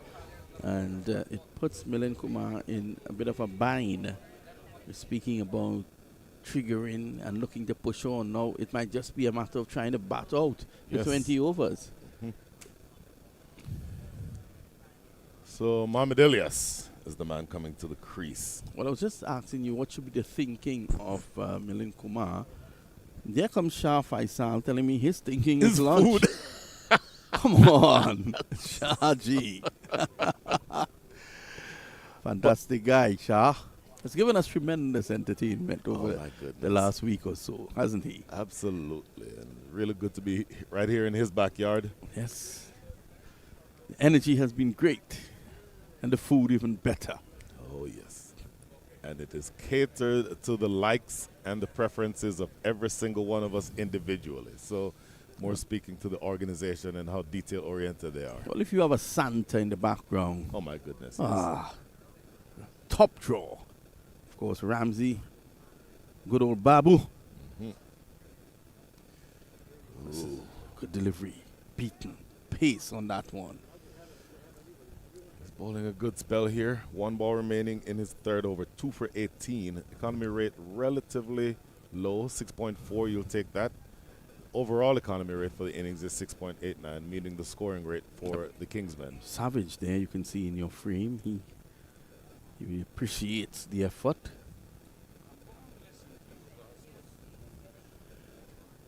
And just a delivery to go in Shanwari's over. So they've played 16 T20s and a test match as well for Pakistan for below the eyes. And speaking about T20 cricket, I think West Indies are chasing 172 against Sri Lanka. The last score I heard, after 8 overs, the West Indies were 100 without loss.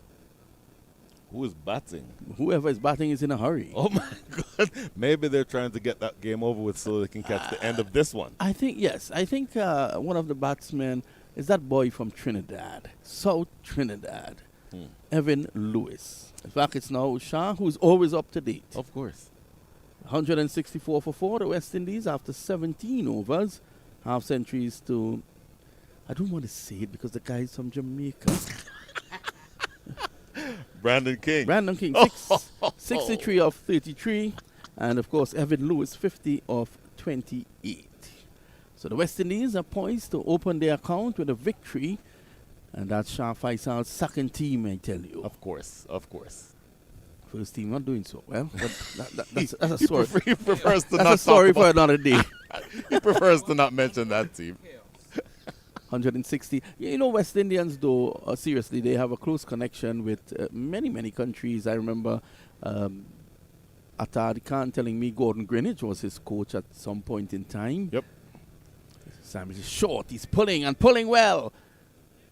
And now that's 4. That should be 4. The fielder was in touch with the line. Wow. Well, I think it's going to go as a 2. Clearly, you see the evidence. No, there. that's He's 4. completely Definitely tucked 4 up the from our rope. replays. But I have not yet seen a signal from umpire Owen Brown. There comes Babu with the drips. Ivy fluid. Ivy. Look at this. Look at this. That's 4. Stevie Wonder could have judged that. So that is really interesting. You could easily make the argument. The last time you and I were on in a game, we said, please don't let it come down to 1 run. I do remember that. I hope it doesn't happen again today. Oh, my goodness. If it does, it'll be fantastic for the final. But then you go back to that controversial point. Oh.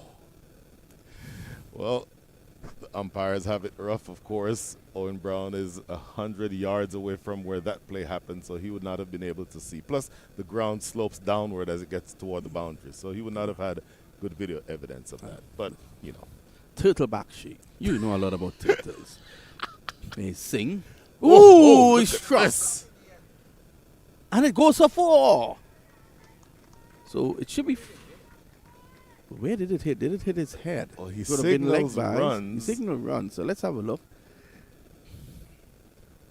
Jesse's rapid, I tell you. Ooh. That came off the face of the bat. He may consider himself lucky there. Mohammed, that actually came off of the surface of the bat while that he was had it deliberate. up like a periscope. That was not deliberate. That was Oh, a deliberate shot. if he meant that, he's the most brilliant cricketer who's ever walked the face of the earth. He's trying it again. Look at it. It's in the air. You'll get only a single. As they say, it's all happening here. Oh, my goodness. And so it's interesting that you mentioned that, Ooh. because had that come off of his head, that would have been 4 leg buys. Yes. So the word leg buy can be sometimes a misnomer, because Well- if it comes off of anything not on the body or not on the bat or the glove. Yeah. Well, there's nothing like head buys. Or Head buy. so, as I said before, that was the guy has devised that shot, and there goes Lenny Archibald trying to describe to a former international player Ali Atakan how to play the shot. A man who makes Jeffrey Boycott looks like an attacking stroke player. Oh, There's that's the a scoop. lovely shot. 1 box. There's your answer to Milind Kumar's approach the rest of Yes. the way. Tell you what, he just uses the pace here from Jesse Singh, who's bowling very quickly this over, by the way. And look at him get inside the line and ramp that over his shoulder. They will have a discussion about that. They're USA teammates, of course. Milind, 68. Wow. This is good stuff. This is absolutely good stuff. Have you ever seen him? Look at that. Whoa, that's beautiful. So just effortless. And he plays that shot very well. You saw the match earlier in this week that went Look to at it the Super again. Those guys are showing off on you there, Brian. Over. Well, I'd never tried that. Well, I should say, I would have never tried that shot. But my cricket gear is gathering dust in the garage. It's been there for a few years now. Wow. This is It's Jesse. So some runs coming in this over. He should look to change up his pace a bit. Short, he's back, he's pulling. Should be only a single, and it is. wow. That is the end of over number 18. 129 for 7 is your score. Yeah, it was quickly onto that, as you can see there. A lovely shot. Production team has done a fantastic job, if I dare say so myself.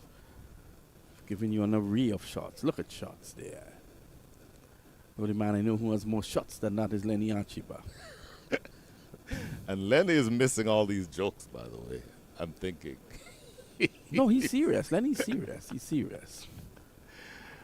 It's coming close to that time of the year where we get the 5-minute tutorial from Central Park. I look forward to it. I look at it every year, Every hoping year. and praying to see some aggressive shots. I think 3 years ago I did see a single. I've held on to that very dearly. Yeah, Shanwari has been excellent in this game. 2 for 18 off 3. That's quick. You can see that one rushing on to Milind there. And this is excellent running, putting the fielders under pressure. Absolutely. So at this stage in the over, or in the innings rather, only 11 balls remaining. The fielders inside the circle are on the edge of the circle.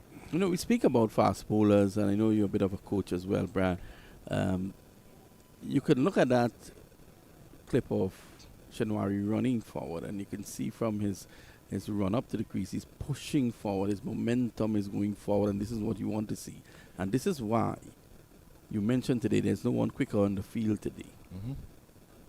And look, he pumps his arms. Just like a sprinter, you'll see almost an exaggerated pump of the arms. That also helps to generate that momentum.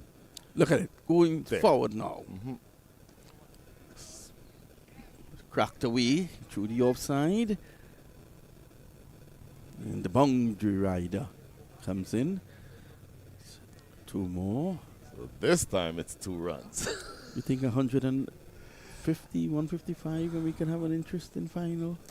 Earlier, I had said exactly the number of 150, as a target score. Well, they're on course.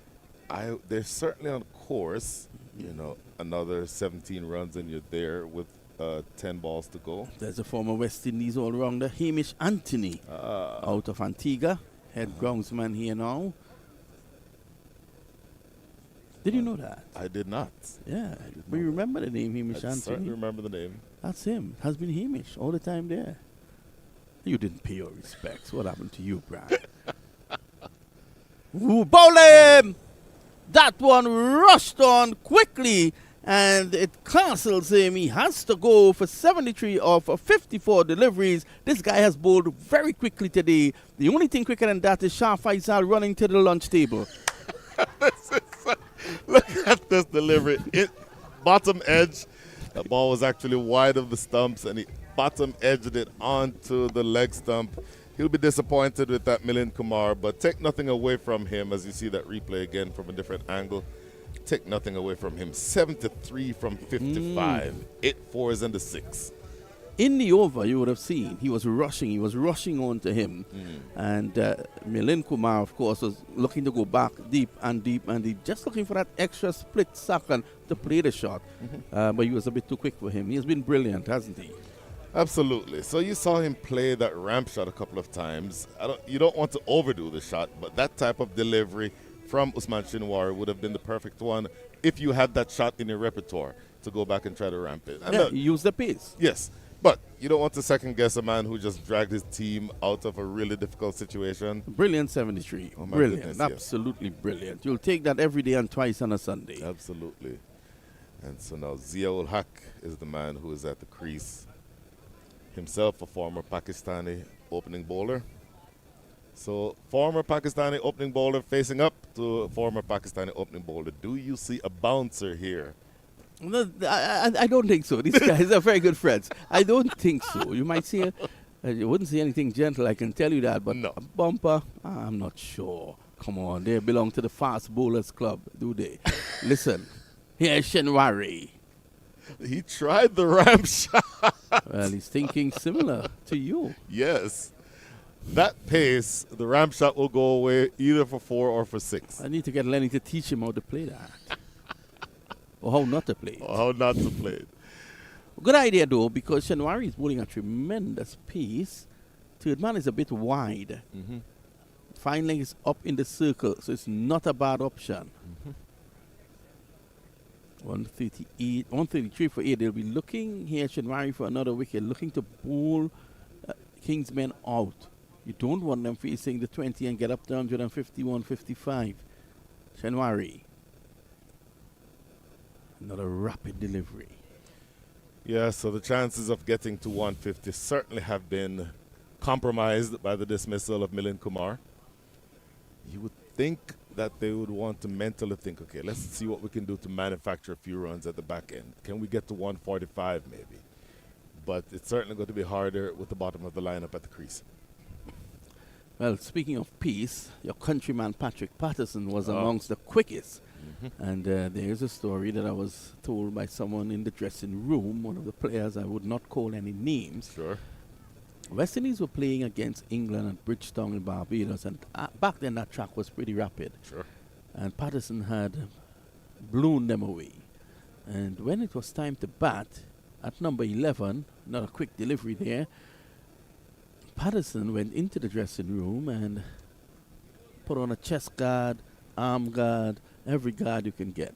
I was told that Sir Viv got up, walked to the back of the dressing room where he was padding up, looked at him and said, "You like to bowl faster people, but you're a coward." So the player who relayed the story to me said, you can see Patos getting angry, but he can't tell Viv Richards anything. He went out there, first ball, big swing, 6 runs. Viv had achieved what he wanted. Mission accomplished. Oh my goodness. Yes, some of the spectators there enjoying this wonderful game of cricket on a Sunday here in Atlanta. Shinwari, good spell. Really good spell. So you're closing out here with 2 left-handed quicks. Carmine LaRue about to bowl over number 20. Tell us a bit about him. Left arm, Really solid bowler, tall, delivers that high arm action, very slow to the crease in terms of his run-up. I was saying that earlier. I don't know if he's carrying a bit of a niggle, but he's not quite as doesn't bound to the crease as ordinarily as he does. Swung away, length delivery, and that goes for 6. Oh, hammered. Hami Leroux bowling from, I'm tempted to say the cottage end because I heard Lenny Archibald look for a cottage yesterday. He had the entire production team looking for it until the wee hours of the morning. But I think that's Jaish's son's house. Well, that ball almost landed in that direction, but a sweet strike that time by Mohamed Elias. Carmine Leroux is going to want to keep this ball outside the off stump. The left-hander or the right-handers at the bottom of the order like swinging to the leg side. That, to me, is a better line. Keeping it outside the line of off, making him play from there. If it's into the pads, into the body of these lower order batters, they certainly can be compromised and they can go big. But if you keep it outside the line of off, then that's, I think, a better option.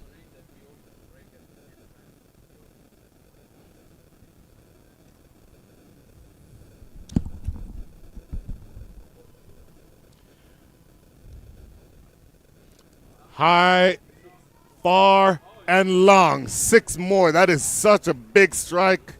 Carmine Leroux getting this one just a little too straight, and he goes through with the big shot, going all the way for 6. So this is good, a good fight back at the back end of this innings, because you've seen where Mohamed Elias is trying to make something happen, and it definitely has put you in the position where you can get there going.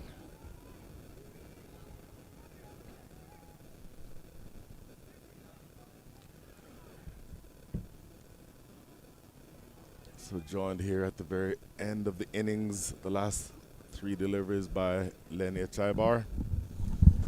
Lenny, there's a lot going on, but you take these lusty blows at the back end of the innings. Couple of 6s off the bat of Mohamed Elias. Looking for more, a better ball from Carmine Leroux. Put on the pressure here as we come down to the last 2 balls. Really good fight back. You see that big 6 that goes down the ground. You absolutely will accept that. And then if it is in the zone where they can hit it, where they can hit big, that certainly puts you in a position where you have to fix that line and that length. And with the bowlers essentially at the back end of the innings, you don't expect for them to go big if you put the ball in the right areas. So but if it's too full or too short, they'll go for it. So 2 balls remaining. They will hope to get up to 150. Oh, look at that. Zia Ul Haq tees off. It's into the other ground. 152. There's the 150 you were looking for. Valuable runs at the back end of this innings. Absolutely brilliant stuff. 19 from the over already with 1 ball to come. And Brian Walters, how important is this momentum? How important is this momentum coming in to the halftime here? 19 runs off this over. We've seen 3 6s so far. And here we are with the final ball coming up. Carmine Leroux has gone for 19. We've seen 3 massive 6. The latest being the man on strike, Zia Ul Haq. And here is that final ball. 152 on the board. Carmine Leroux. Zia taking on the pad. He's gone. So Owen Brown raised the dreaded index finger. And the innings ends with a wicket, but 152 short Faisal. Yeah, very good over nonetheless. Full and straight. One of the more easier decisions for Owen Brown. Carmine Leroux will pick up the wicket, but he went for plenty in that last over. He'll finish with 1 for 47. 152 is a very, very good score considering where the Kingsmen were at the halfway stage. They had lost plenty of early wickets, but towards the end, that little flurry from Mohamed Elias really propelled them. And now, going into the halftime, they will think that they have something to bowl at. Run chasing hasn't been easy here at the Paramveer Sports Complex, and I think we're in for a scintillating game of cricket when the run chase comes back. An action-packed first innings, like I said in the beginning. It's been a seesaw battle. 2 strong teams going at each other. Nobody prepared to give an inch. Yeah, Shah Faisal, we saw earlier on Milind Kumar really gave them something to go at, and in the end, it was left to the likes of Mohamed Ilyas and Zia will hack towards the end to give them a late flurry. We're going to throw to Brian or what?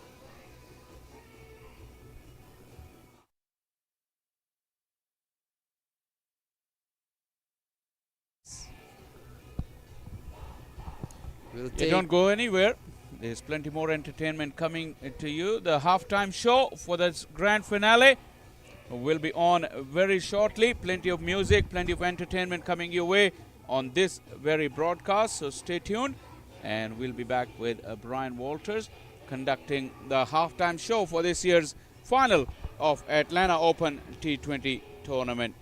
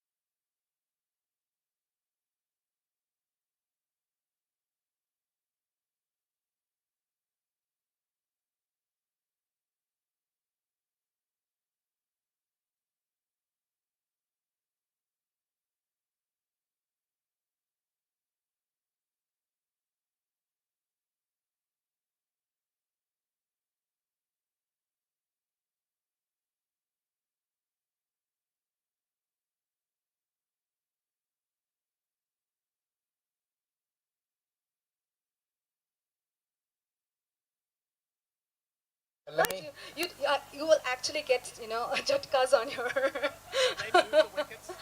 All right, are we ready? Are we ready? Yes. All right, thank you so much, Hassanji, for bringing me here. I'm honored and privileged to be here. Thank you so so much. My name is Abhinanda Sarkar, as you've heard. I'm a Bangali. I'm a Bengal থেকে, from Calcutta in India. And this is my 12th time in US. I have been traveling from 2023 for my gigs out here. I'm really, really happy to be here. So are you going to be with me for this short and nice session? All right? Okay. Guys, let's hit it. First track, please. Gaurav.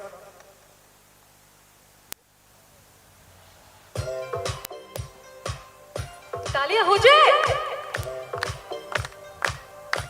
Everybody put hands together. এরকম মনে হচ্ছে punishment হয়েছে। সামনে আসো। Come on. Come on. Push forward, everybody. हाय मेरे आंखें हाथ भर कर बातें तेरी हाय तेरी हाय ये मेरी सांसें रुक रुक सांसें चले तेरी हाय तेरी मुझ प्यार है तुमसे तुझ पे ही तो मेरा जहां मनहारी तनहारी सुकुमार प्रियतमा मुझ प्यार है तुमसे तुझ पे ही तो मेरा जहां मनहारी तनहारी सुकुमार प्रियतमा आड़ी के मांगे ही तेरी hands up in the air hands up hands up hands up put your hands up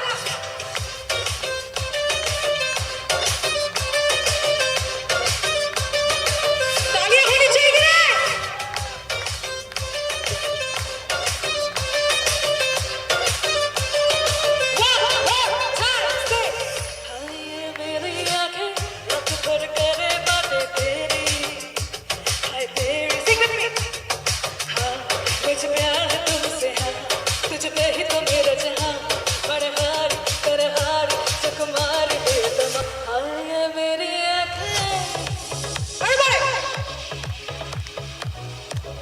I want to see both your hands together, up in the air.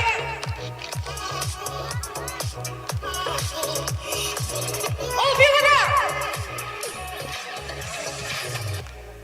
थोड़ी फुर्सत भी मेरी जाग भी बाहों को दीजिए थोड़ी फुर्सत भी मेरी जाग भी बाहों को दीजिए आज की रात मजा हुस्न का आज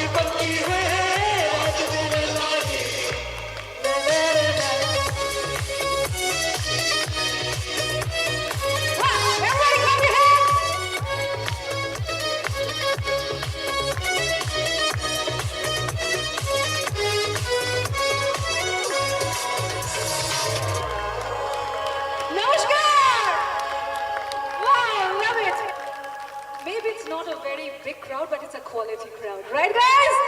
All right. Are you up for some more? Yes? I want you to really be dancing to my tunes. ये थोड़ा सा slow था, लेकिन अब से जो track बजेगा, ये थोड़ा upbeat होगा. So, are you ready to dance, all the kids out there? All right. And I also want you, the whole team, to be on stage with me for some of my songs. Are you ready? Are you ready? Are you ready? All right. Next track, please.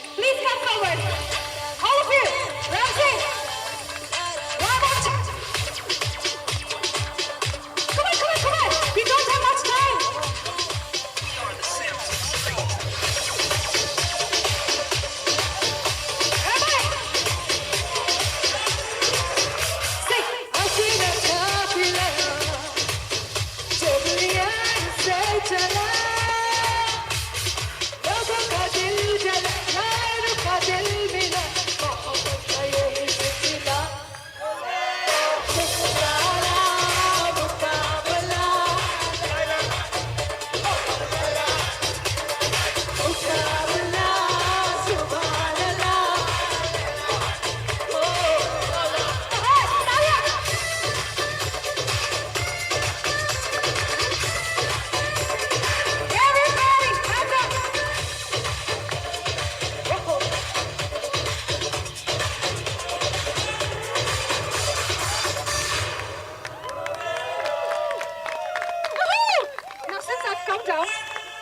छोटा सा एक request है मेरा कि आप लोग रखेंगे थोड़ा सा तो रखना ही पड़ेगा मैं तो मानूंगी नहीं अब since I've come down it's your turn to come up on the stage so the whole team I want because काफी लोग हैं लेकिन स्टेज उससे भी बड़ा है so you can all jump into on the stage with me मैं चाहती हूँ गौरव थोड़ा सा इसको ट्विस्ट कर दो अगर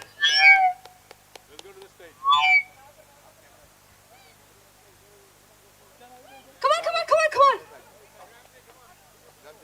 onto the stage with me एक ट्रैक तो बनता है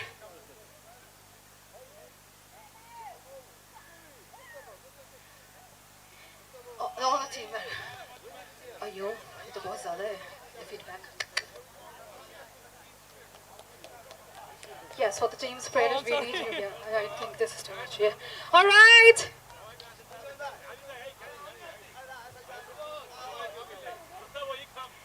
क्या बात है why are you standing there I want you to also on stage come on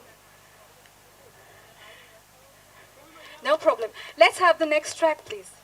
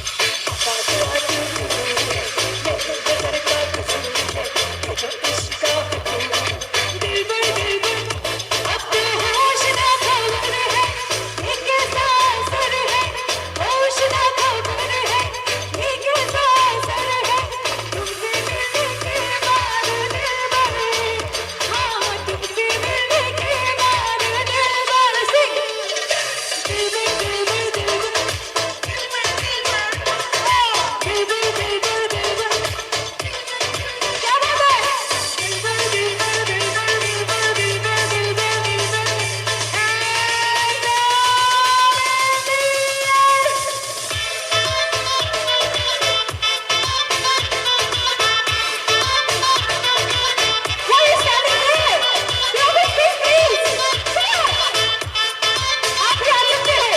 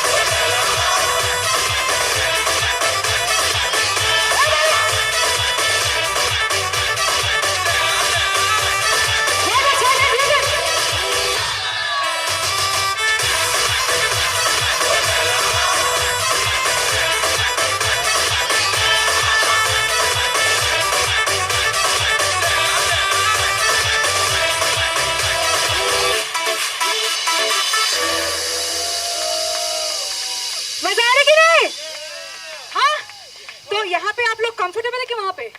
यहाँ पे? अरे क्या बात है, मैं यही सुनना चाह रही थी. हाँ जी? Sorry, I couldn't say.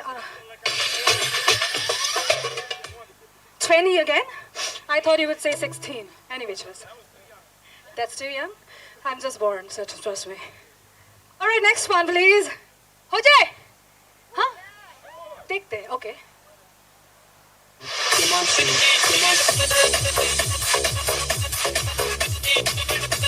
Can you all bang your head? Come on, bang your head. Cervical नहीं होगा.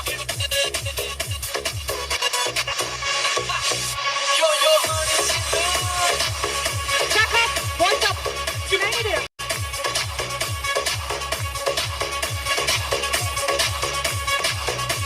मुड़े आनो थारी थारी थारी थारी ओदे हिटते मर जानी बंदी पंगरा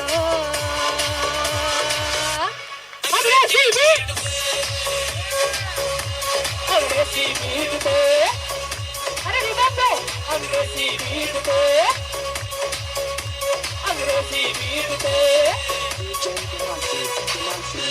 ओए सिरकी बाल जल्दी बोलिया ओए छेछड़िया नी मोने ऐसी गोरिया टिका तेरी तेरी तेरी हिट दे एक बार गाओ दे मर जाए गोली पंगरा अंग्रेजी beat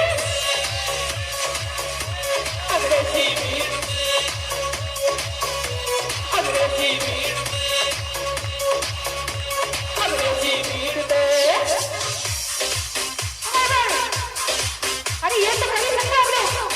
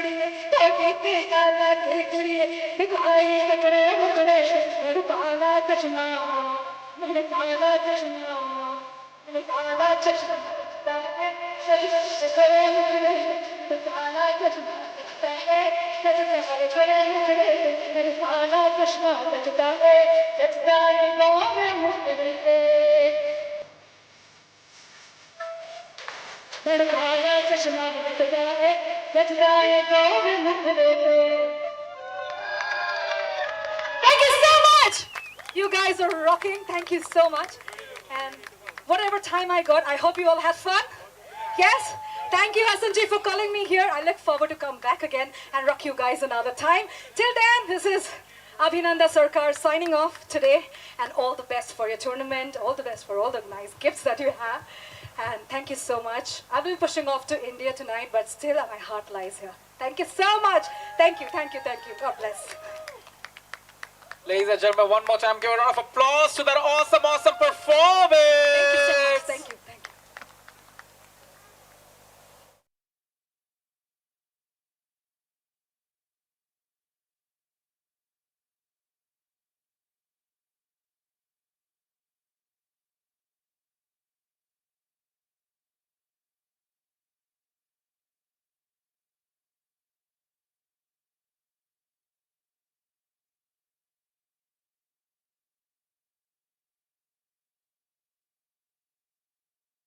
So we welcome you back to the final. We're ready for the chase. Wonderful halftime performance at us. Welcome back, 153 to win. Yeah, I think you remember the last over went for 19 runs, and finally Kingsmen, after quite a lot of struggle, because at the half stage they were 63 for 5. So 152 in the end. I think that's not a bad effort at all. But looking at the strength of Clarion Eagles United batting, well, Kingsmen would need to make some early breakthroughs, because they have one of the strongest batting lineup in this edition of the 2024 Atlanta Open T20. Yes, Atas, you're right on that. Mukhtar Ahmed, and it looks like the captain Gomel has gone to the middle. Zia Ul Haq, as expected, has been given that new ball. You gotta use your frontline bowlers to do good effect if you want to go and defend this total. I like this field set. They've got a slip in place, so anything which goes in that direction. Rakeem Cornwall, we know how good he is as a slip fielder. We've seen him taking some very good catches. So the stage is all set, asking 7.6, and here is Zia Ul Haq. He's been good this season. And look at that, starts well, ball that beats the outside edge and goes through to the keeper. Yeah, dots will matter, because it's not a big total that they're trying to defend, and the more dots you can produce, there will be a pressure onto the batters. You know, first few overs very important for both sides, because you want to start well, and we'll have to wait and see who has the upper hand in the first couple of overs. Yeah, big shot from Mukhtar Ahmed. He want to get among the runs. Has been subpar for him, just 24 runs. Oh, a play and a miss. Ball goes through to Ramesh Raja Jr. So good start here from Zia Ul Haq. Yeah, good carry to the keeper also, Lenny. Because this surface is now dried. You know, this is like very good. So the ball will nicely come onto the bat. So you, as a bowler, you really don't want to bowl in the slot. So he's got to be back of the length and top of the off stump. And that's exactly what Zia Ul Haq has done so far. Couple of deliveries, good deliveries to start the over. Yeah, he's bowled with a bit of good pace and off the record. We were talking about the speed of these bowlers in this series. Into the onside, and things are on the way here. Mukhtar Ahmed off the mark. I suspect that might be the one that is pace off the ball. Yeah, that will be also the key factor for especially the seamers. So first runs on the board, and Clarion Eagles United on their way for the chase. 152 needed from 117 balls, asking about 8 runs and over. We talked about Gomel, 118 runs coming into the final. Mukhtar Ahmed has struggled during the course of this season, but his team is in the final. We've seen a couple of good balls here from Zia Ul Haq. cracked into the offside, and he's off and running, Gomel. And so both batters have is off the mark. It's 2 for no loss. Yeah, you can hear the sound of the ball on the bat. Really makes a really good sound. And that's the kind of sound that the batters will enjoy listening to, because really nice. Straight away, one of the batters have asked to change his bat. Yes, Athos, you're making the point that the nice sound of the bat from here, but according to Mukhtar Ahmed, he's not pleased with Awilo. Yeah, the one that made the sound, a good sound of the bat, was at the non-striker end, because he's taken the single. Yes. Look at that, slower ball, more pitched up, and batters can get liberty to score big. Couple of runs off this over, but this has gone pretty well for Zia-ul Haq. Yeah, it's a tricky little total to chase. It's not a big total, and it's not a small total, so you have to be a little bit careful and watchful initially. And then someone needs to play a similar kind of role what Milind Kumar did with the bat. 73 he made of 55, held the innings together. Yeah, pushed into the offside, completes a very good over from Zia-ul Haq. 1 gone is 2 for no loss.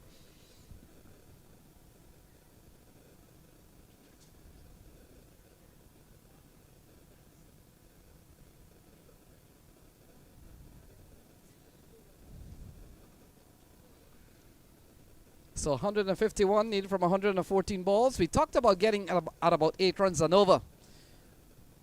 But Atas, we saw a very good innings from Milind Kumar. How special that one has been in the final match of the season. Yeah, I mean, if you look at how the innings started for Kingsmen, 44 for 2 in the first 6 overs. But at the end of the 10th over, half of the side back in the hut, so 63 for 5. To be able to cross over and score 89 in the last 10 overs, I think is a very good effort. At least giving some chance to the bowlers to go and try to defend it. I know it's not a big total, but we've seen funnier thing happen. So Mohamed Ilyas has been given the ball. And we saw towards the end, Atas, Mohamed Ilyas give the ball a couple of whack out of the playing area, a couple of sixes in the last over of the bowling of Carmi Leroux. So here he is. Into the offside. Well stopped by the fielder by the ring. Saved perhaps 3 runs. Nicely struck, but good cricket all around. Yes, he's speaking about Mohamed Ilyas' exploit with the bat, laid down the order. 18 of just 8 deliveries. He was the one who picked those runs in the last over and gave his side something to bowl at. Yeah, it's Hassan Khan. He's such a live wire in the field. They tell us, Atas, some of your best fielders are placed in that area, high trafficking. Ball comes off. The new ball comes off quite quickly. Backward point. And there is Hassan Khan, saving 3. Good bowling here from Ilyas. Couple of good balls. And Mukhtar Ahmed. We talked about Mukhtar Ahmed, just 24 in the series so far. He will want to come big. How that plays on your confidence, Atar, when you come into these big games with just 24 runs in 3 or 4 matches? Yeah, if you're a good player, if you're a player who feels comfortable even though you've not scored runs, you have to rise to the occasion. This is the final, Lenny. This is what it matters to both the teams, no matter who you are. You got to pull out your best. Straight to the fielder. Yeah, at the back of the mind, there were batters who have not been able to score runs, as you pointed out. Mukhtar Ahmed, 24 runs. Nothing he has done so far in the tournament, but he can always play a good role with the bat. Important for him. Now what? He's faced 6 deliveries, but he's only picked up a couple of runs. 2 out of 6 deliveries, 2 runs to Akarshid Gomel, the skipper of 3 deliveries. Yeah, we've seen a very good start from the 2 fast bowler, Mohamed Ilyas and Zia-ul Haq, and plenty to come if they want to go that way. Waqas Maksud, another speedster, Anwar Ali, Hamad Azam could be the options for the seam to medium fast bowling. And then, of course, We've got the spinner Usman Kadir and Hassan Khan, so plenty of options here. But in the meantime, Clarion Eagles have made a quiet start to this reply. Yes, steady, steady, because they know that it's not a big total. So initially what they want to do is see the top order, especially the openers, lay a good solid foundation. Yeah, Mukhtar Ahmed picks up another single, and Anatas, I've seen a bit of Mukhtar Ahmed during the course of the couple of years of minor league, and he has, from the last 3 years, being more of a refined player. I thought when I saw him about 3 years ago, he was really hitting the ball early.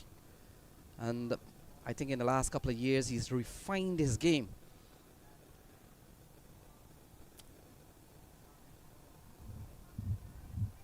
Well, he cannot afford to take too much time to get himself going. Oh, smacked into the offside, and that's the first boundary of the innings. And it's from Akash Gomel. Yeah, the skipper. Post one, square the wicket on the offside with Toffa, and it cracks it away. Just away from that outstretched left hand of that fielder at point. It was in the air. And what matters is gone through the gap and gone to the boundary. So after 2, Eagles 10 without loss.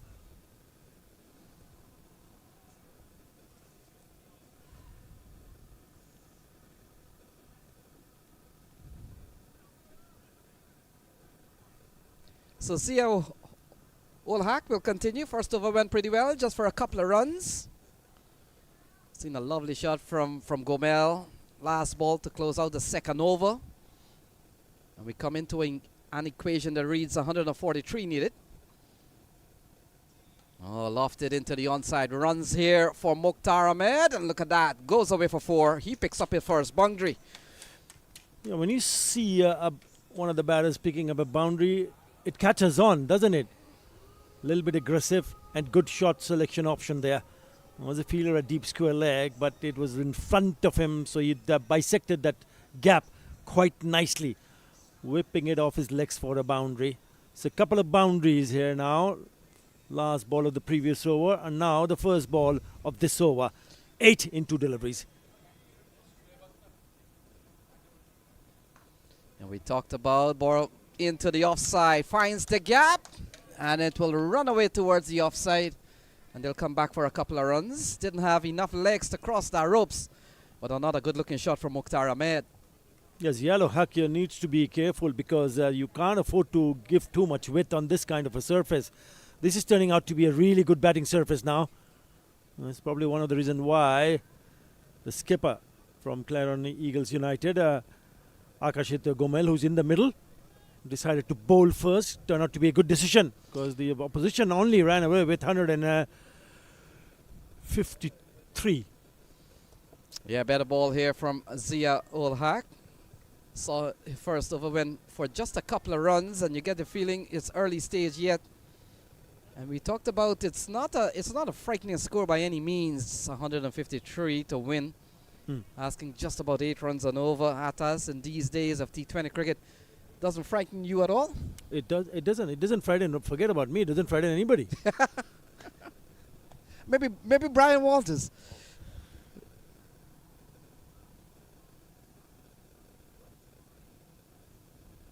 Yeah, in the air, fielder comes in, calls for it, and the first wicket goes down. Mukhtar Ahmed, he's gone for 9.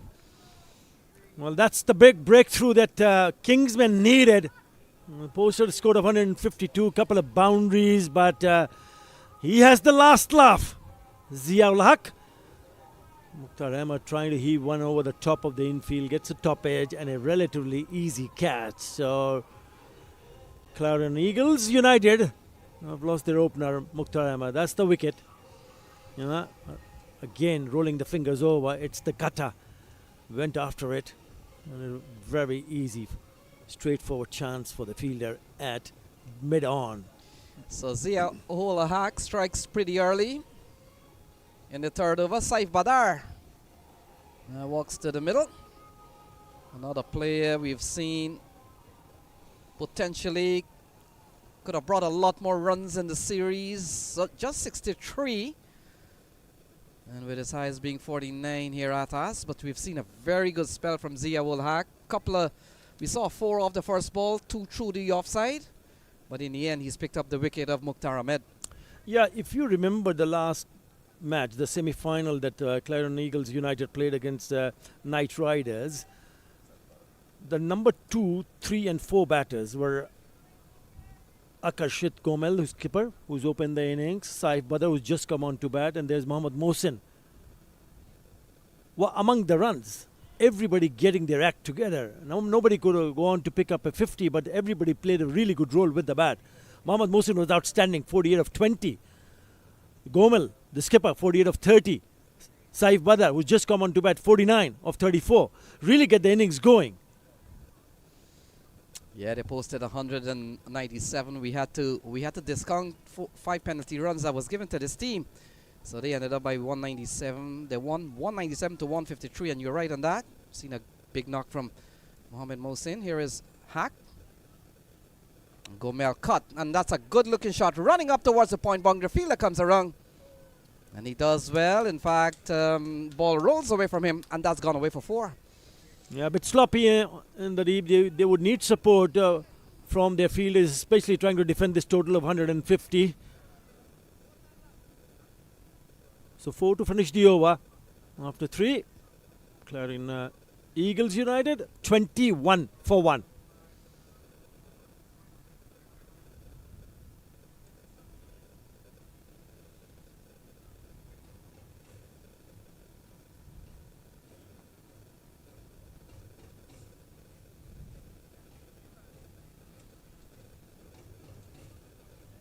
So Mohamed Ilyas will continue.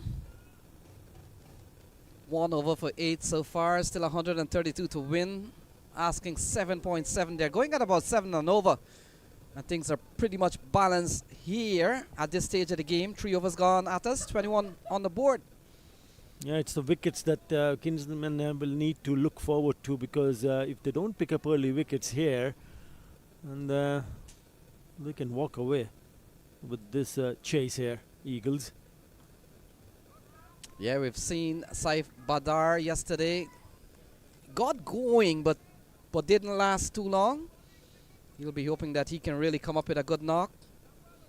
Important knock he played, a 49 of 34 with a single boundary and 4 sixes. So he is one of the batters who likes to play aggressively and likes to take on the bowlers, especially early on.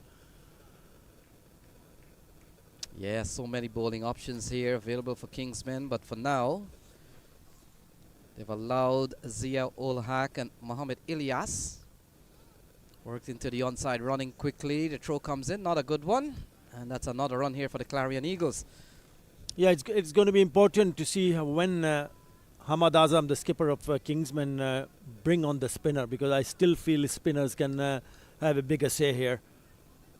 Yeah, there's Usman Qadir, who's already picked up a hat-trick. Hassan Khan. They have got option. We'll have to wait and see when we see spin. Yes, at us, 4 quality fast bowler in that lineup. Waqas Maqsood still to come, Anwar Ali. And then, of course, the skipper Hamad Azam. And then you talked about Hassan Khan. He's been really good in this country. And Usman Qadir, who's been among the wicket, 22 for 1. Ilyas has bowled a good over so far. We have only seen a single. The captain out in the middle. He's been in good form.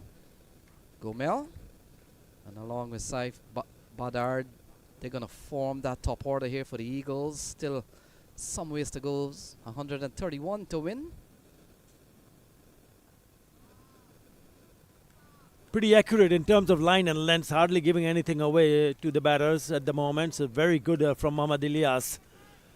If you don't pick up wickets, then you need to make sure that you dry up the runs. And he's exactly done that in this over. 4 deliveries for 2 runs. Excellent work from Mohammad Ilyas. Yeah, this has been another quality one. He's kept Gomel and Saif Badr pretty quiet for the time being. Oh, look at that. Not too long. Up and over the offside. And a chase here from Milind Kumar. He can give it up. That's gone for 4. That's a good shot. It's a good shot from the skipper, knowing that he was struggling to rotate strike. But this was maybe slightly over pitched. And his eyes lit up. And straight away over the top of that infield. Good shot. Good calculated risk taken. And it pays dividend. Yeah, we saw Gomel also in the last final at us. Would have played for that Raiders Unlimited team. So he's appearing in his successive final in a couple of years.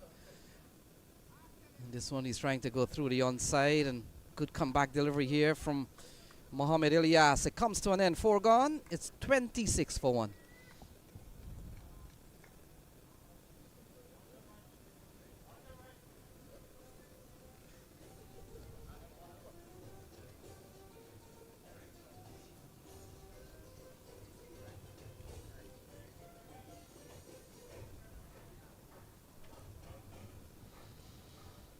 So it looks like a bowling change. Zia Ul Haq has been given a break, and it looks like Waqas Maksud. In fact, Anwar Ali Khan, he comes into the attack. And we talked about Atas. We talked about the strong bowling depth of these medium-fast bowler. And so here comes Anwar Ali. Yeah, they rely a lot more on seam, and you've already mentioned they've got some quality seam attacks. Anwar Ali in the attack. Yeah, ball flicked away. That's a lovely shot from Saif Badar. Picks up a single to start the 5th. They're going at 6.4. They need to go at 7.9. And they need 126 to be crowned champions in 2024 at this prestigious Atlanta Open in Rydal, Georgia. Yeah, as long as they have wickets in hand, I don't think that there'll be any trouble. The trouble starts when they start to lose wickets. And that's exactly what Anwar Ali will be hoping. He's just got into the attack. Oh, trying to go big, straight down the ground. Chase here for the fielder. He does well. The fielding has really been good in this tournament at us from all the teams we've seen. Yeah, they've been pretty sharp. Pretty sharp. We've seen some very good catches. The chase down the ground in the deep has been excellent. Some lovely throw from the deep. Yep, pretty impressive. And in T20 cricket or limited overs cricket, how important is the value of top fielding performance, top-notch fielding side? Well, it can make a huge difference, I can tell you that, if they can get it right. Yeah, sometimes how many times haven't we seen when top-notch fielding has backed up some average bowling attack from time to time? And it's always been about a team sport, and if there's any areas in which there have been so much improvement in the shorter version of the game, it has to be fielding. It can make a huge difference, Lenny. A great run out, a great stumping, great piece of fielding, a really good catch can change the game on its head. Oh, lofted it over the infield, and that has gone away 1 bounce of 4. Lovely shot from Gomel. Yes, skipper just picking up the length very quickly. Yeah, as a batter, you want to be aggressive, but you want to also have a bit of a balance in terms of being aggressive and being caution. You've got to mix caution with aggression, and that is a really good way of doing that. Couple of deliveries that was defended, and then it was the length which was picked up nicely. Again, really good wrist work. This one down the ground. Lovely shot from the skipper. He gets going. 20 of 12 now. Yeah, he's struck 4 fours already. 7 off this over. Look at that, into the offside. Fielder does well. That's brilliant fielding. Restricting the batter to only one. Asad Ali this time. Yeah, that's exactly what we want to see. And that's exactly what we were talking about. Very sharp in the field. Setting a very good standard in the field. Oh, it looked like it was going for a boundary, but what a lovely piece of timing in terms of that dive to his right. Asad Ali, just a single. It just uplifts the morale of the team. So brilliant work there from the man in the offside, Saad Ali. 8 off the silver so far. Anwar Ali will bowl the final ball to Saif Badar, who's been kept quiet so far. And look at that, driven into the onside. That will complete 5, so 5 gone. It's 34 for 1.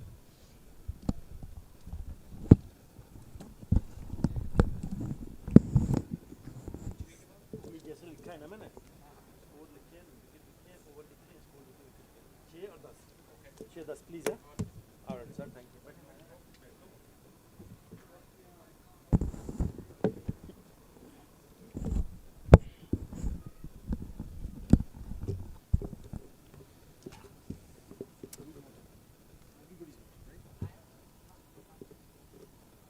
34 for 1 after 5.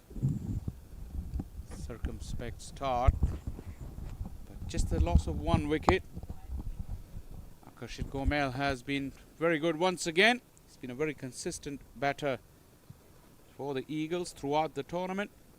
Saif Badar, fresh from a very bright 49 yesterday. They have their sights on that big winning prize. 100k is the total prize for the winners of the championship, and Waqas Maqsood will also be eyeing that prize for his team. Settling in alongside me is Brian Walters. There's a big shout. The big shout. There was a cutter. Waqas Maqsood absolutely pleading. He cannot believe it. We are a little bit far away, but I didn't see anything that resembled an edge there, and obviously hard to tell, but there looked to be a pretty big gap between bat and ball. Now, it was very well bowled. It was a cutter, as you mentioned. Took the pace off, and that ball bouncing a little bit more than Akarshit Gomel was expecting, but I don't think that there's any chance that that was out. There's a bit of a daylight between bat and ball there. Even you could see it on the replay. Good decision, Owen Brown. But Waqas Maqsood was on fire yesterday. The conditions are really suiting him. He'll take the pace off, he'll mix them up, and he's deadly accurate as well with his variations. This is a good contest. It's really getting into a very tough contest. Clearly see that on the replay. Gomel calls nice and early. Very good bounce there. Saif Badar was really scrambling. Have to see that side on replay to see how close Saif Badar was. Really aided by that good bounce, the fielder. Yeah, we're a little far away, but again, we're relatively straight, but I think he makes that easily. But what it does do is tell you that the players in the field, the Kingsmen, are throwing themselves around. They're taking shies at the stumps. That will prevent, or at least put in the mind of the batters, that they need to be more careful. And it's going to be interesting to see whether or not that type of aggressive fielding has an impact on the way that the rest of this match goes. At least putting the pressure on the batters. Just a while ago, Lenny was talking to Athar about the standard of the fielding. You have to give a big credit to the outfields as well, because these are the kind of outfields that player would really feel comfortable diving around on. Nicely weighted on it, Saif Badar. Just a single, but he was ready for that slow one from Waqas Maqsood. These two don't need to do anything risky. 87 balls remaining, 117 runs needed. So they're needing to score at the rate of 8 and over. 8 and over with wickets in hand is more than doable. Now, there is the pressure of the finals, and that $100,000 will be on their minds. And so that makes you do things a little bit differently sometimes. But if you ignore all those other elements and just treat it like a regular cricket match, this should be a pretty straightforward chase. It's gone up. Is it gone long enough? Yes, it is. One hand off the handle, but still went a long, long way. That cleared the fence straight down the ground. My estimate is that it's about a 65-yard track from the rope to the stumps. So that's probably an 80-yard hit. Akarshit Gomel is not a very big man, but he times it so well. Look where this ball lands, and that one-handed shot that lands clearly over the fence. That is a huge hit from Akarshit Gomel. Yeah, I still have a feeling it didn't come off the middle of the bat. Such is quality of the bats these days and the strength of the batters as well. They spend a lot of time doing the heavy training. Good comeback. Waqas Maqsood is a very, very canny operator. Very experienced. He does know his game inside out. Definitely overpitched the previous ball that went for 6, but he corrects the length on this one. And that was also slightly off, like a little off break that he bowled. Kind of rolling the fingers over it, so that would have aided with the movement away from the right-handed batter.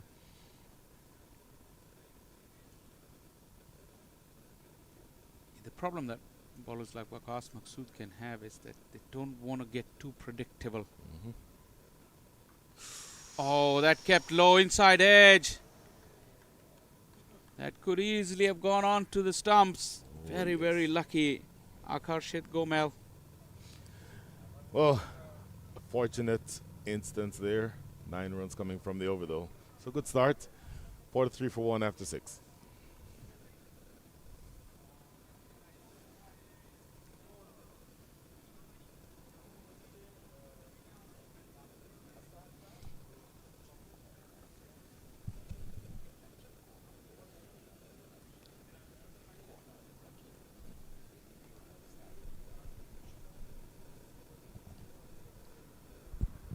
So that man on the screen, Rakeem Cornwall, you talked about him a lot earlier as a batter, but remember that he's a tremendous off spinner. We are reminded of that by the great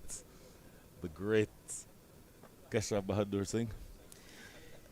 Yeah, that's the side of Rakeem Cornwall that we haven't seen in this tournament. He's just batted and chilled out as an impact sub. But today, when they were in a team huddle, I was just right around there, and he was called into action because they feel the need that spin can be crucial here. So they've drafted him in, and we might see him with the ball just a little bit later. This is Hassan Khan now into the action. Importantly, I think they're saving him for when Mohamed Mohsin comes to bat. Mohamed Mohsin is a left-handed hitter, a power hitter. You saw him blast the ball to different zip codes yesterday. But the advantage of the right-handed to turn the ball away from the left-handed hitting Mohamed Mohsin is an element that you cannot ignore. Yeah, absolutely. That's a point well made, Brian Walters. Do you want to give the credit to Keith? No, I came up with that one on my own. That's yours. Okay. Well and truly yours, Brian. Yeah. So it's going This to be is in the interesting. air. Oh, how close was that? Anwar Ali lurking. That could have been a crucial moment. Just away from the grasp of Anwar Ali. Once again, turn and the ball sticking in the pitch. Exactly. Look at this again. A little bit quicker through the air that time, but still getting that that turn off the pitch. Nice clip of the wrist. Hassan looking to turn that ball from leg to off. But Saif, because of his reach, he really got a big stride and got his hands out, so he doesn't allow the ball to spin. Now, he'll need to be careful with that shot, because any amount of turn and you get a leading edge on that, pretty simple catch back to the bowler in those circumstances. But he's done well here. Yeah, if he doesn't get through to the pitch with his reach, then allow any chance for ball to turn. That cover fielder, which we've seen in action so many times today already, once again could be in the game. This is in the slot, and it's gone. Akarshit Gomel down on one knee, and he's deposited Hassan Khan over the fence. Huge strike there to finish the over. 10 runs coming from it. Look at this replay. And just a little too full and too straight. It was landing on off stump, but at that length, you're not going to have time for the ball to turn. And look at where this ball pitches on this replay, just in front of that front foot. So that is right in the slot, as you mentioned. Easy shot there to finish the over. 10 runs coming from it. Exactly 100 runs needed for victory. 53 for 1.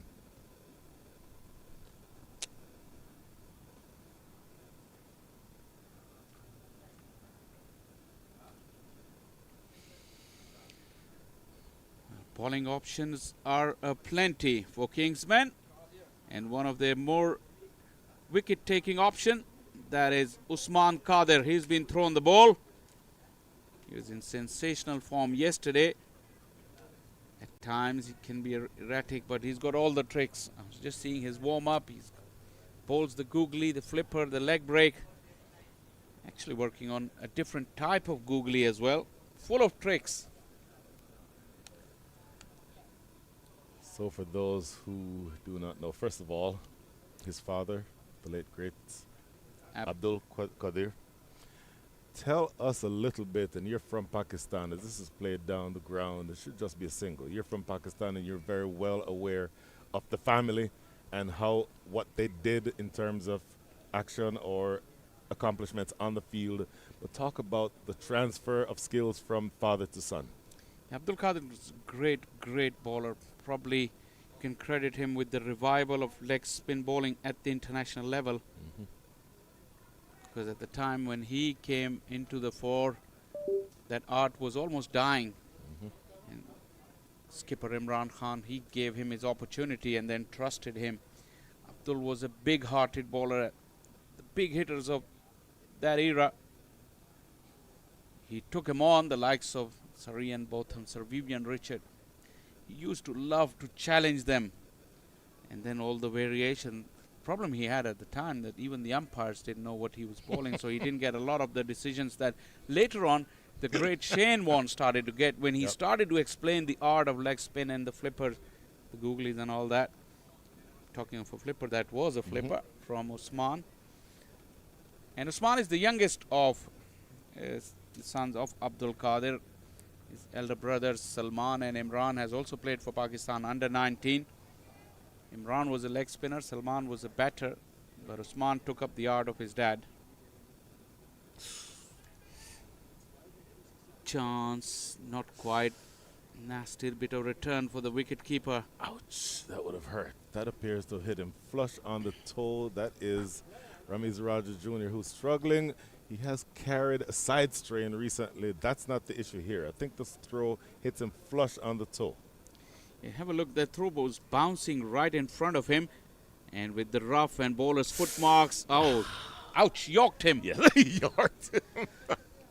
He did get yorked, but my goodness. And we're chuckling. There's nothing funny about that. A cricket ball hitting you flush on the toe, fired in at pace from that close, is not going to feel very good. Yeah, indeed. But I don't know. You may know. Why is it that everyone else would chuckle and laugh when this kind of thing happens to one person? And you played cricket, I played cricket. It's happened to you, to me. We got hit, and others chuckled. And when others got hit, we chuckled. I don't understand why. It's because we're awful human beings. Talking about Ramiz Raja, you may remember he got a throw. And when he was batting, he got hit by a throw. That was not funny either. Well, we all laughed, and we still laugh.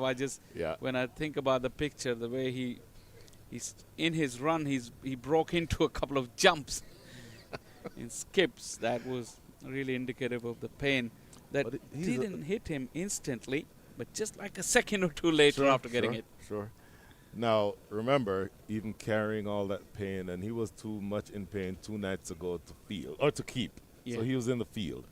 The ball was on the boundary, trying to keep him out of harm's way. The ball was struck toward the boundary to his right. He sprinted and slid and prevented a boundary. Even as much pain as he was in, he's a really, really dedicated cricketer, really dedicated to the craft and to the team, and that's always good to see. Yeah, and that brings us to the other side of these players. We watch them play. They really entertain us with their skill and quality day in, day out. But we also got to remember what are the rigors that they go through, what are the pain levels, the pain barriers they have to overcome to be able to maintain their performances on that stage. This is really commendable. Well, I believe that he's going to be fine. Just taking some time to, let's say, assemble his weapons of war, put the pads and all of that back on. 1 ball remaining here in over number 8. 4 runs have been scored in this over, so that's a good over economy-wise. But the important thing is that they're building a partnership here. It's now worth 41 runs. Wickets in hand going in toward the back end of this innings will be important. Yeah, absolutely. As long as they have wickets in hand, that required run rate at the moment of 7.89 shouldn't really worry them. What Kingsmen did themselves yesterday, chasing that paltry 70 odd, they kept losing wicket. So in the field, they would realize the importance of taking wickets, and that will really keep them in the game. The game plan is pretty clear for both the teams. What they need to do to go on and do it in a pressure game is a completely other thing, and that is the intrigue and drama that awaits us. It's going to unfold in the remaining 12.1 overs. Finally, we're ready for the action. Usman Qadir.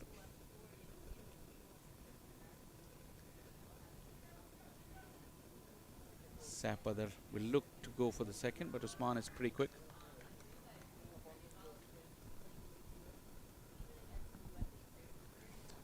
That is the over bowled. 8 done, 58 for 1.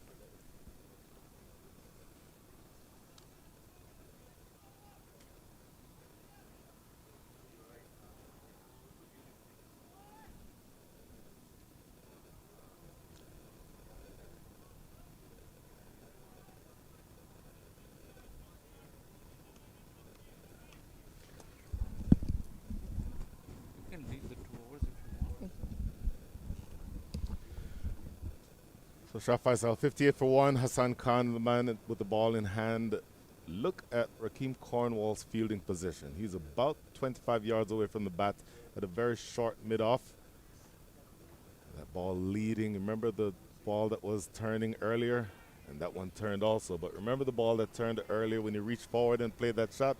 And we said that's a good way to get the leading edge. You yourself said leading edge to cover. That's exactly why they just put Rakeem Cornwall in that spot. Yeah, he's in the game big time. No, this is going to be too short to threaten that type of dismissal. They'll come back for the second run here. Good strong throw from Saad Ali, but they'll get the second without much fuss. So very much a mental game. The intricacies of what goes on apart from what you're looking at can be very, very entertaining sometimes. Yeah, and you'd think that Hassan has started his over by bowling way outside the off stump, looking to get Saif Badr across before pushing that straighter one. He did. That was the one. You are a magician, sir. I doff my cap in your general direction. Come on, come on. So 4 balls remaining here in over number 9. This is going to be interesting. Cat and mouse game, if you will. Cut away fiercely. That should get to the boundary for 4. Hit it well, and maybe just a little too wide and too short here from Hassan Khan. Yeah, the length was a problem, although it was fired in, but was picked up really nicely by Saif Badr. Good use of the crease, playing it late, and the placement was superb. Have a look how deep he went into his crease to execute that stroke. Just a little shimmy back. This one played into the offside now.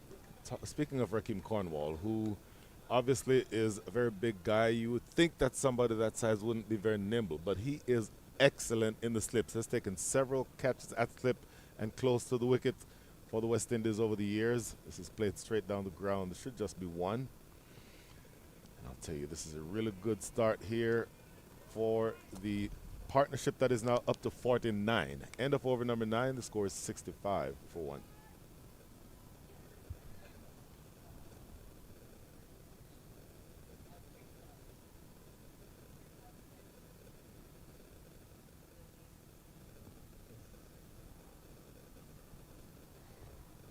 The brain trust of Kingsmen has got together in the middle. I think they've realized they need a wicket here.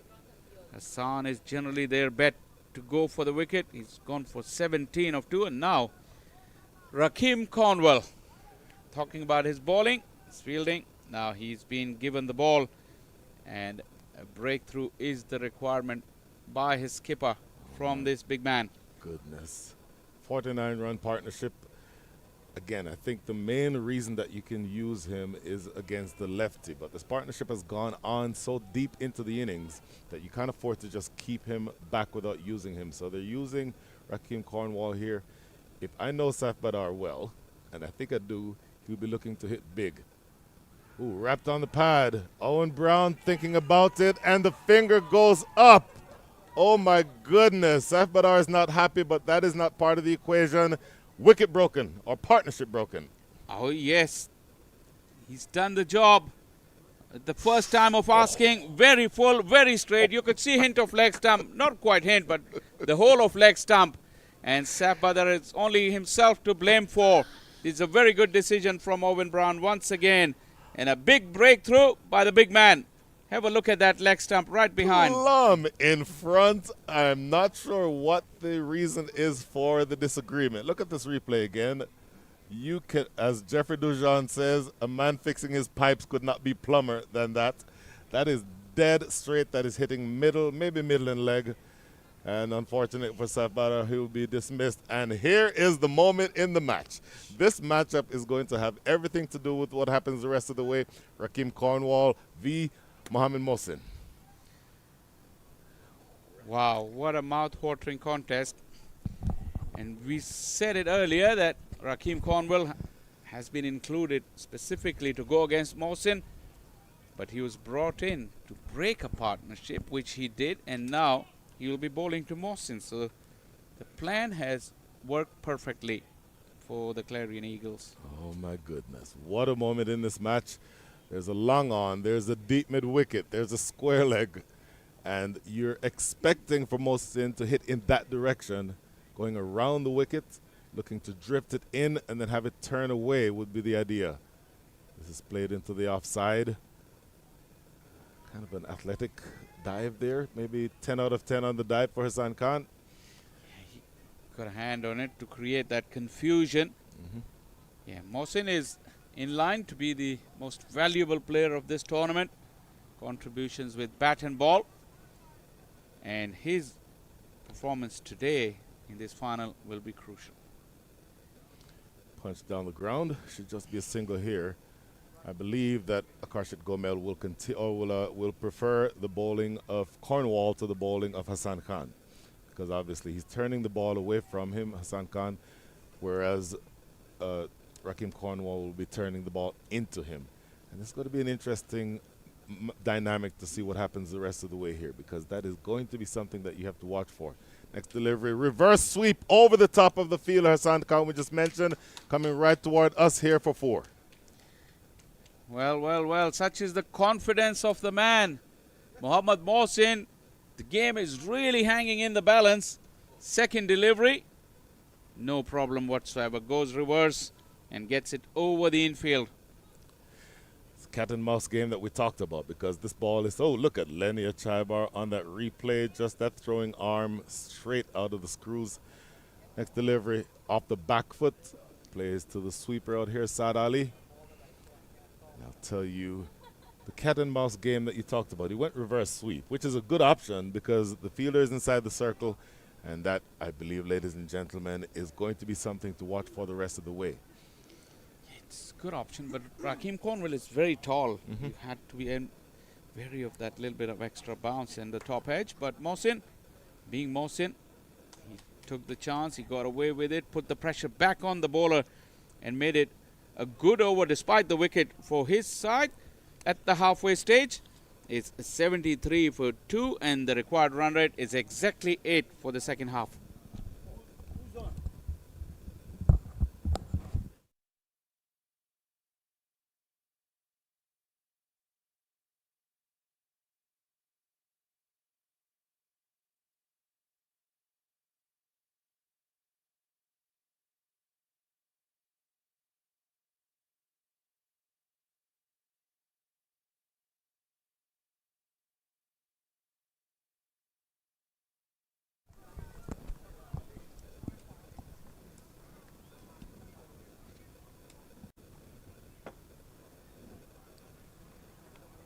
.73 for 2 after 10, Clarion Eagles, requiring 80 more runs. Full and hoisted over the ropes for 6. Lusty blow there from Akarshit Gomel, the captain of this Clarion Eagles team, and a cardinal sin on that first delivery from Kadir. Yeah, it's a poor delivery. It's a poor delivery. It's a full toss, and he's not going to miss out on that.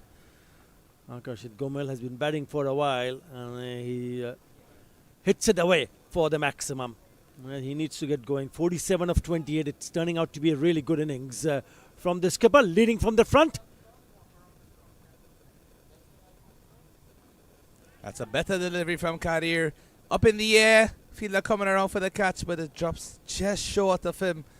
You wondered for a second there whether that would have been another breakthrough for the Clarion Eagles in terms of getting that wicket.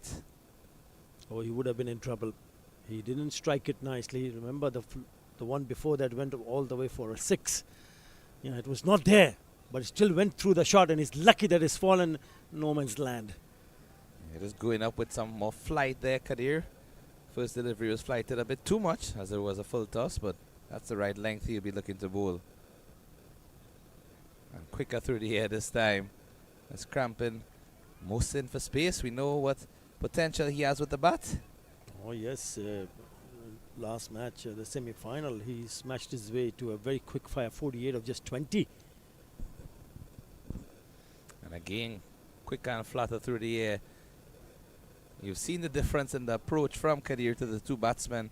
To Gomel, he's flighting the delivery, looking to get some purchase. And to Mohsin, he's just pushing it quicker through the air. Yeah, if you're in the attack and the batter somehow managed to score runs off the very first delivery, which happened here. Remember, he hit a 6. So then the pressure really not on the batter's mind, because they can always look to rotate strike here. And again, lofted in the air.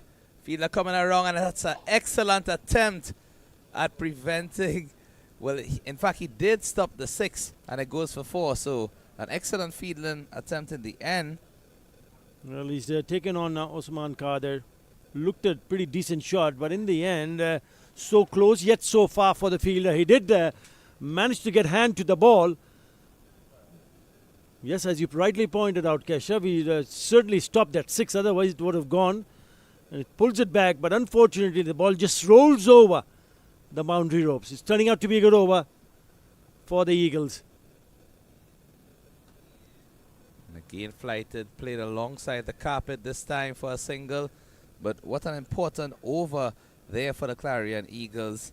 And they picked up 13 runs in that over, just bringing that target down, making it much easier for them in this run chase. 86 for 2 after 11. And also with that boundary, Akashit the Gomel goes and picks up a 50, a very valuable 50. This is the final. And the skipper has put his hand up. He would need a little bit of support, but at the moment they're cruising along. 86 for 2 in 11. Yeah, Gomel really has been leading from the front for his team. I recall in the third match that they played, right before the playoff stage, there was a situation in which the Clarion Eagles, they had a early onslaught of wickets, and Gomel just took his time, got into form, and you can see what it's doing for him later on. Cornwall again, look at the amount of turn on offer there from the right-hand off spinner. Started on or wrong off stump and ended up going close to that leg stump. It's tickled down for a couple of runs. Yeah, the big man, Rakeem Cornwall, will need to adjust his line and lengths. I don't mind the length on that occasion, but the line was down the leg side. Yes, there was turns. It turned quite sharply, so maybe an idea to bowl a little bit wide outside the off stump. And just so right on cue. I think he's listening to you. Probably has one of those AirPods in. Cornwall, all the way from Antigua. Rakatak, as they call him affectionately in the Caribbean. And again, just starting that line 2 straight, and the amount of turn carries it past the leg side for a wide. Yeah, just keep an eye on the required run rate. It's just above 7. So you really can't afford to bowl extra deliveries. He's done that twice in this over. And that's much better from him. Starting it wider outside of the off stump, so any turn on offer would be safely within the stumps. And at this point, you would think, based on the Clarion Eagles just needing 62 more runs, they just have to go along in the same manner. No real need for any unnecessary risks or to take any chances in terms of their stroke play. Yeah, don't really want to take any chances because this partnership now, what, 25 of 12. And if this continues with that another singles, another run added to the partnership, 27 now. So as long as they keep going the way they have gone, because if you bat for a longer period of time, you'll get opportunities. The partnership is 26, not 27, so correction here. Because there will be an opportunity, there will be a poor delivery which you'll be expected to put it away. That's a better delivery from Cornwall. Not giving Gomel any room on that occasion. So he's done well in this over, Cornwall, apart from the wides. Flatter and just played alongside the ground for a single. So the positive aspect of Cornwall's over is that he has not given any boundary scoring opportunities. The negative aspect is that he has allowed extras to be conceded, which has added to the runs for the Clarion Eagles.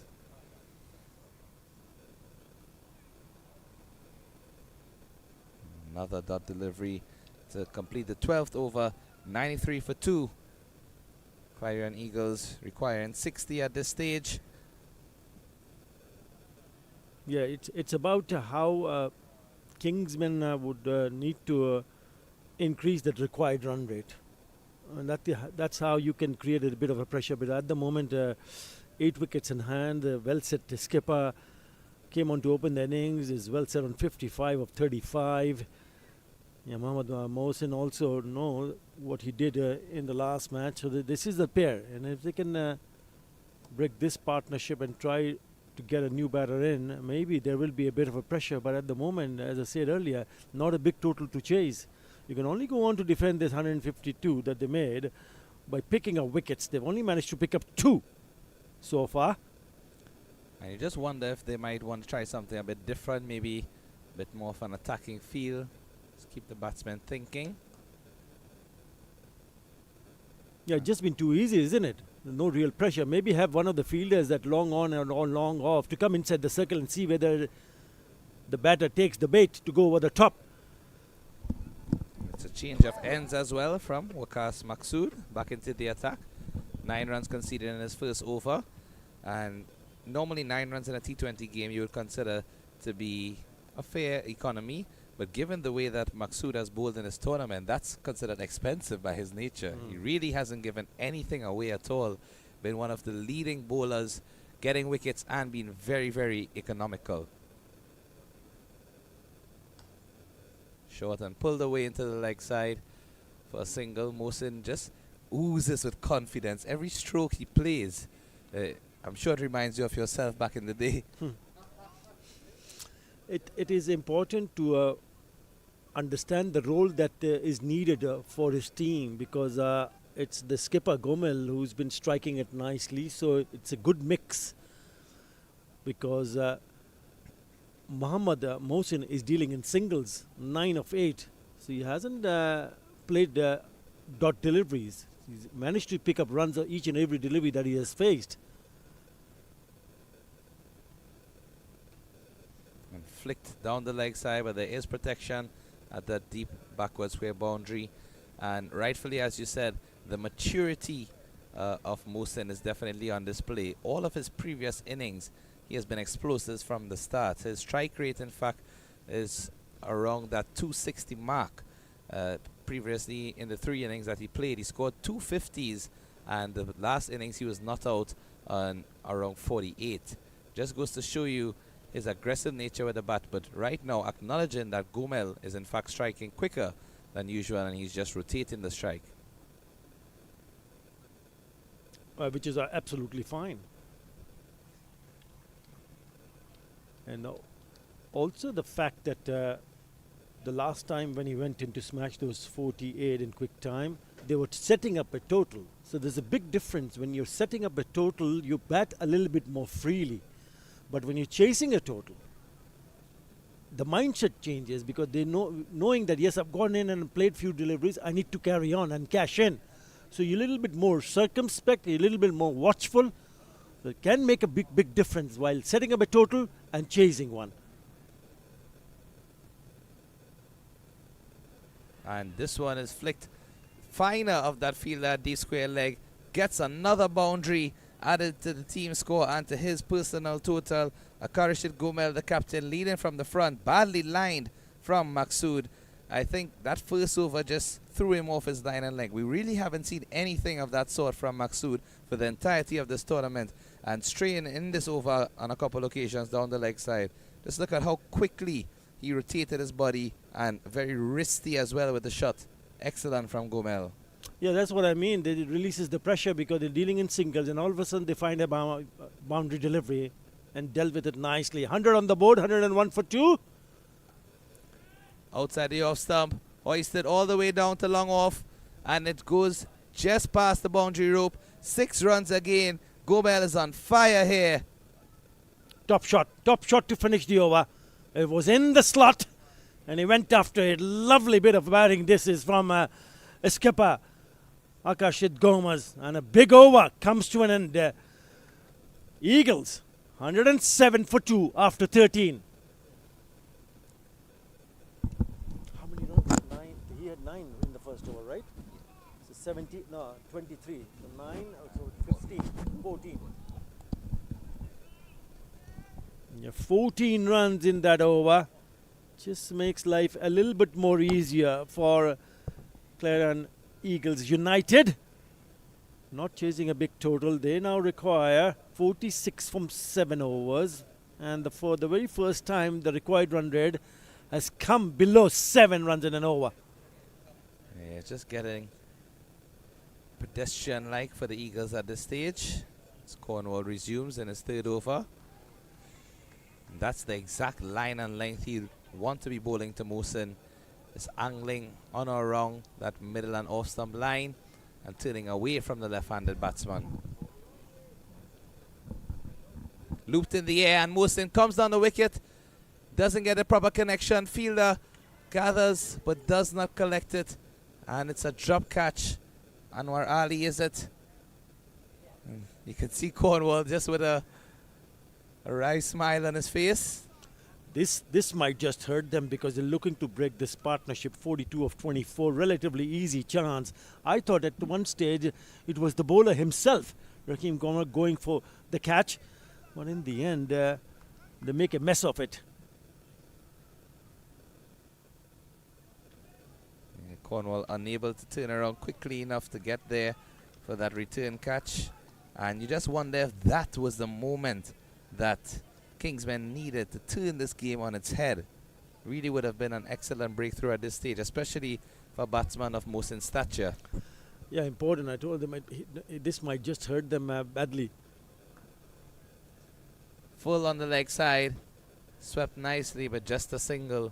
Because you would want to see new batters in the crease all the time, and you can only do that if there is an opportunity and you grab it with both hands. We swept that away for a single. There is a protection in the deep. And Mohsin this time takes advantage. Isn't that what they refer to as rubbing salt in the wound? Adding insult to injury. Yep. That's exactly what I meant earlier on. Dropped in the same over. And he comes back on strike and whips it away on the arms. It's a poor delivery. It's a long hop, and what a lovely shot that is. Off the back foot. He does packs a punch. He loves playing big, aggressive shots. And that's come from the sweet part of the bat to go for the maximum. And again, go into that same area of the field, but this time along the ground for a single. You really cannot give anything away to Mohsin. 14 overs complete, 116 for the loss of 2.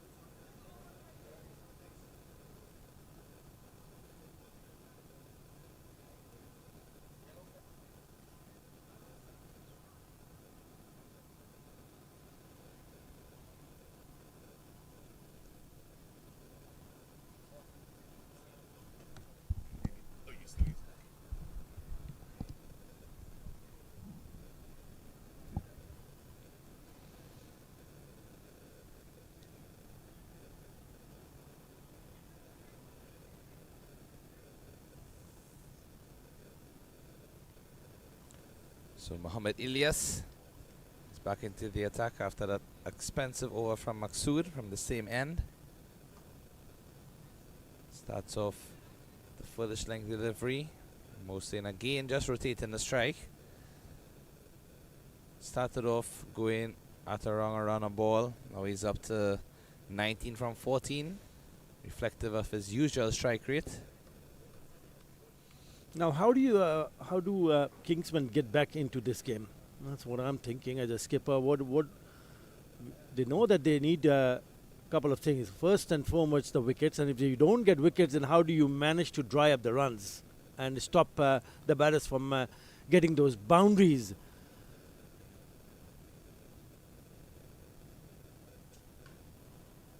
That's a much better line and length from Ilyas.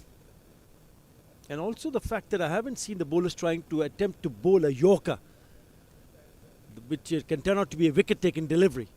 You really have not seen any Yorkers. You have not seen as much use of the cutters as well. And you just wonder if the Kingsmen have left it a bit too late at this stage. They really need to try something different to see if they can get a breakthrough. Otherwise, the Clarion Eagles are more than happy to just continue getting the singles, waiting for those bad deliveries, hit away to the boundary. But someone of Mohsin's nature, he can turn a good delivery into a bad one.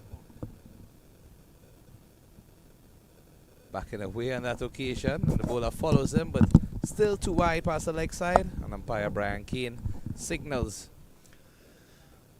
Yeah, that's not going to help. That's not going to help the Kingsmen at all. I would like to see someone at least try to bowl a Yorker here because they need wickets. They need wickets. This game is going away from them. Now the required run is 6 runs in an over. So they can do it in singles without taking any chance. That's the reason why I feel that they need to do something different here. Oh, swatted away powerfully from Mohsin. Did go straight to the fielder, but just look at the amount of power on that shot. My word. It burst past the fielder through his hands and just sped away to the carpet for 4. That is a very powerful shot. He had managed to put hand to the ball, but even then, it did not stop that ball to go and cross over to the boundary. That's the shot. Yeah, on the front foot, a big slap on the offside. Really good bat speed. And when you have that kind of a bat speed, and when it comes from the middle part of the bat, then watch out. It goes like a rocket. Supporters certainly enjoy that one. Oh, and the innovation comes out. All of the shots on display from Mohamed Mohsin. This time, just paddling that delivery behind the wicket for 4. Clarion Eagles continuing in their rich vein of form. Yeah, remember when he started his batting, it took his time. He was dealing in singles. And all of a sudden, after that boundary, he tries to be a little bit cheeky. And he gets away with it, playing the inside the line of the ball, going towards the off stump, and then just flicks it over. He scoops it. Lovely to pick up another boundary.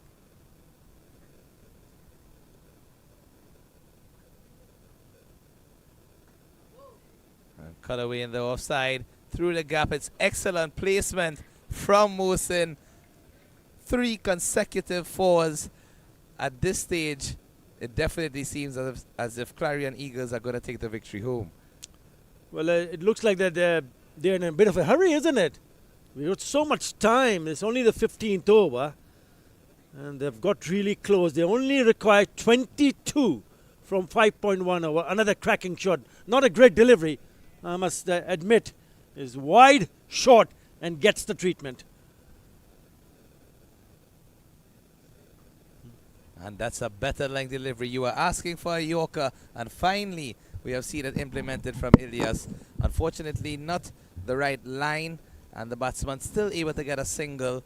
Completes 15 overs, 132 for 2 at this stage. Clarion Eagles need 21 from 5 overs. Required run rate of 4.2. What an exciting final we have had here at this stage in the Atlanta T20 24 edition. And I will kindly take my leave for the very experienced pair of Mr. Vinod Mamchan and Mr. Leonard Achaiba. So I'm Just 21 required. And they would have dethroned last year's champions. It's going to be Cornwall. Looking to see if he can normally comes from a very high trajectory. Looking to dart it in like that. This time he's out of here. In the zone. And that one crashes into field number 5. 6 runs. Good afternoon, Lenny. Yes, they are within 15 runs from being champions in 2024. And they'll certainly end a long streak of domination from the Kingsmen. We've seen them, Vinod, in many tournaments. The US Open, the Unity Cup. And of course, the Chicago Kingsmen having won the minor league. The minor league. So the Kingsmen brand has really been on the forefront of domestic cricket here in the US. Big hit there. Just bringing it closer and closer. Quite hard to read. At the moment is 3.1 as this is slashed away. That's 4 more. So this is becoming child's play here now, Lenny. Yeah, we've seen in the last over 3 fours, and from all the indication and the body language, the Kingsmen have really thrown in the towel. 11 more runs to get, and it's only fitting that Mohamed Mohsin comes towards the end here with a couple of 50s in the tournament. Driving down the ground, that's 6 more. Well, 2 6s and a 4. It's just 5 required now, Lenny. Yeah, we came into this over needing 22, and this has gone for 16, 6, 4, and 6 off the bowling of Rakeem Cornwall. And the presentation party is scampering to get things in place. One looked like they still had a couple more overs to work with, Vinod. Yeah, look at that. Down the ground. Bad delivery though. Full toss. In the air. And that's out of here. 3 6s and a 4. That's the end of that. Congratulations to Clarion Eagles. They are the champions of 2024. What a dominating performance we've seen from the Clarion Eagles with just a couple of wickets lost. And in the end, a massive set of strikes from Mohamed Mohsin. Another 52 53s coming in to this final. And he seals it with another half century. Win for Clarion Eagles. They are the champions in 2024. Yeah, well, they've won it. They've dethroned the champions.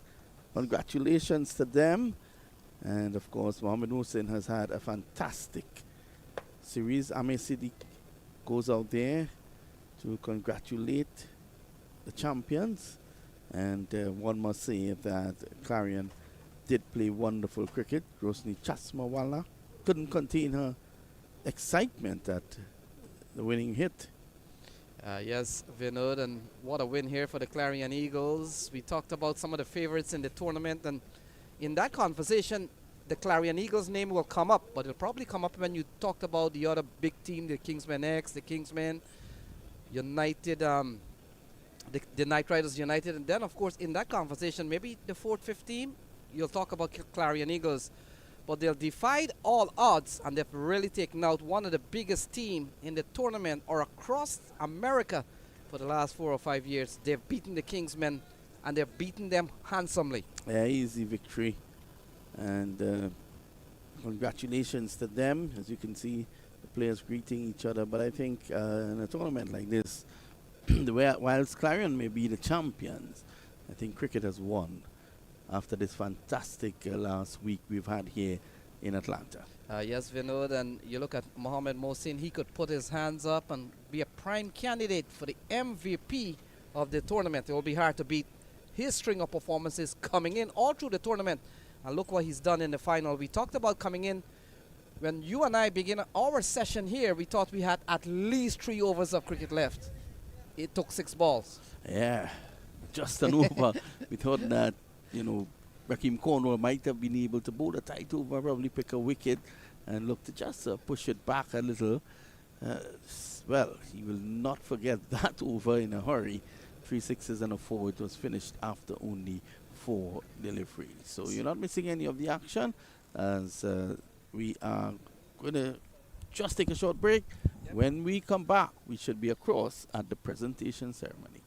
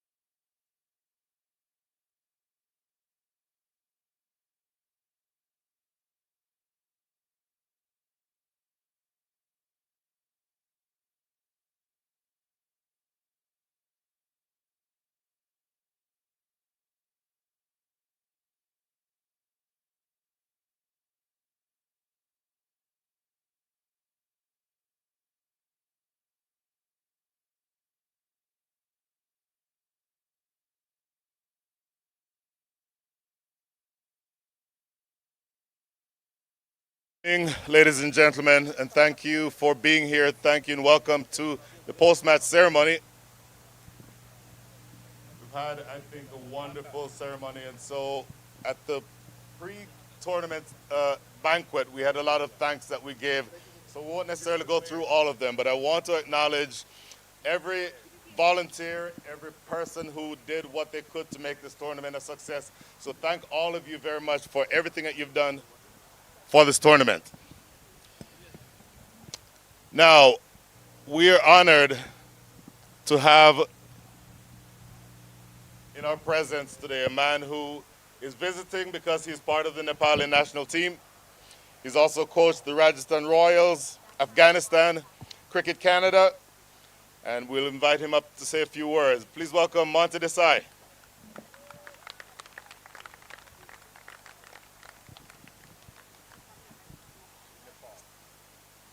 Nepal as well, and he's taking the scenic route.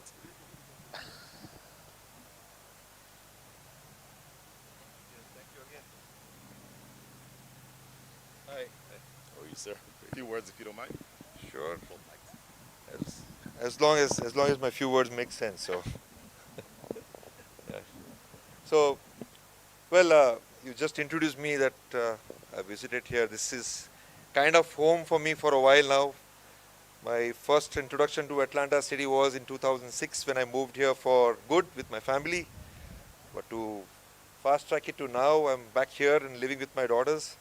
But more importantly, to see cricket grow over here, and thanks to Asanji to welcome me here in this wonderful tournament, Atlanta Open T20. And congratulations to the Clarion Eagles to win this tournament. I thought it was an exciting finals which I saw over here. Of course, Kings as well, they all did a wonderful job. There was a very tight game yesterday which I saw.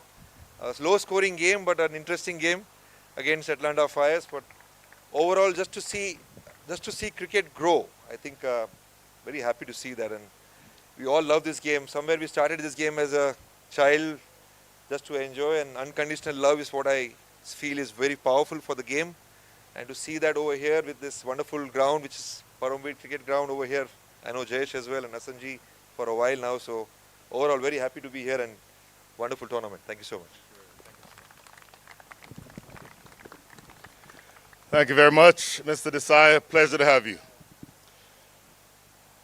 And by the way, the reason that we're all here is because of the man who I am about to call forward to say a few words.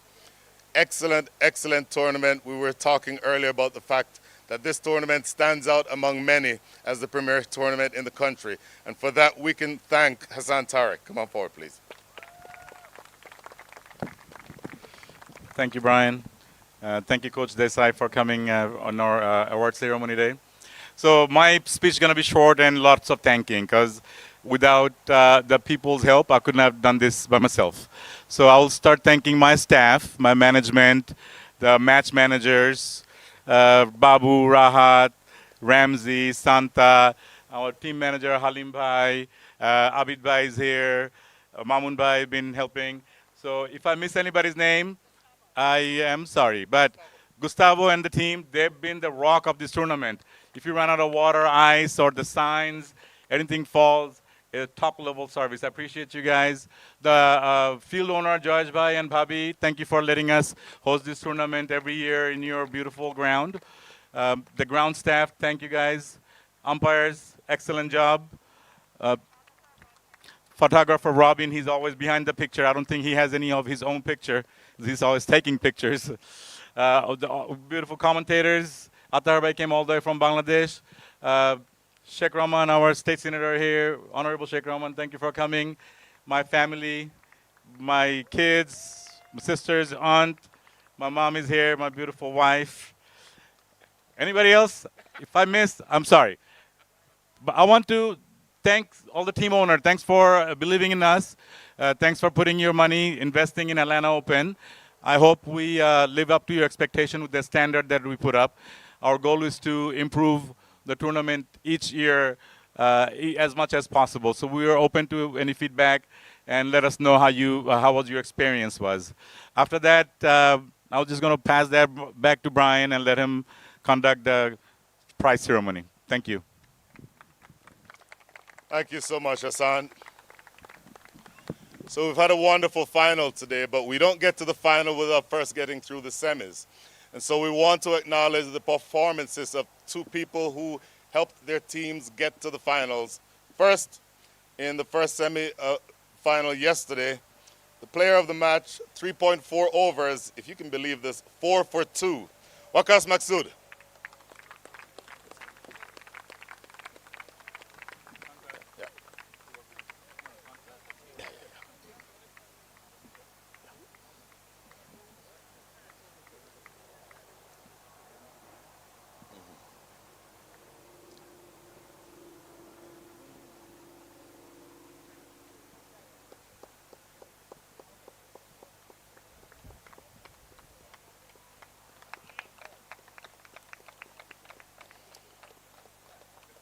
Very well bowled, Wakas. And the player of the match for the second semifinal, 49 from 34, 1-4 and 4 sixes, Saif Badr.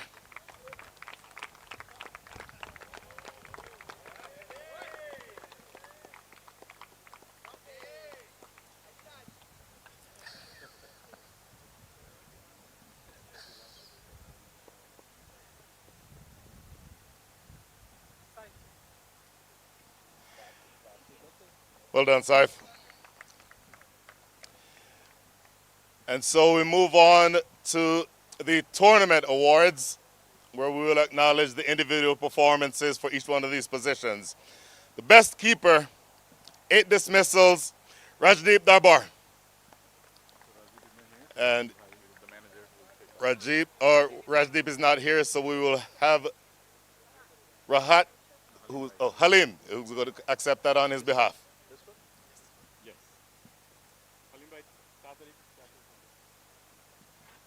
I can bring it to you. No, he's going to run. I take it home.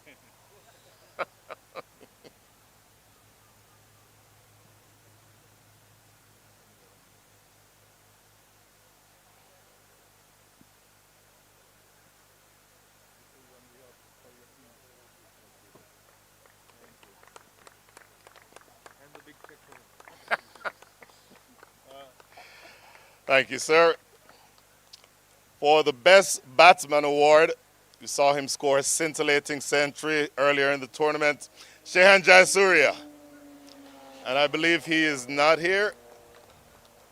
Oh, on his behalf, we will call forward Mr. Amir Siddiqui. Come on up.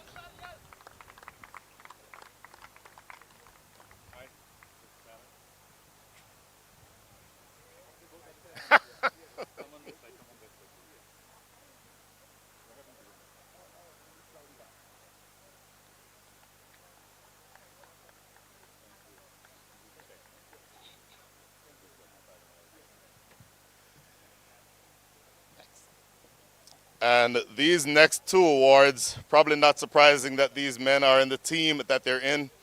Best bowler, 14 wickets for the entire tournament, Harmeet Singh.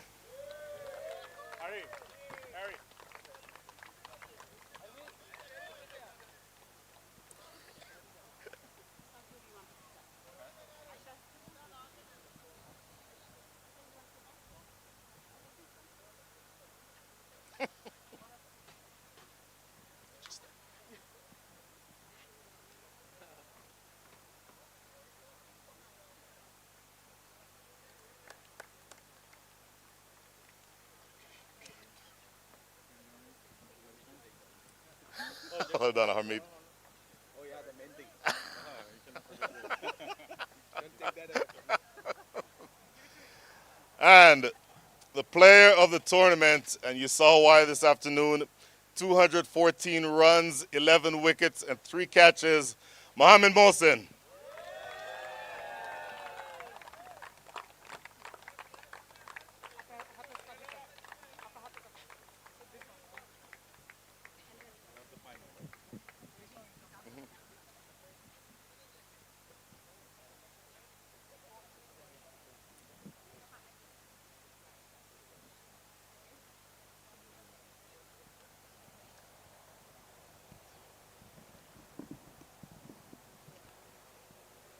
And by the way, Mohsin, while you're up here, Again, the player of this match that you just saw is Mohamed Mohsin.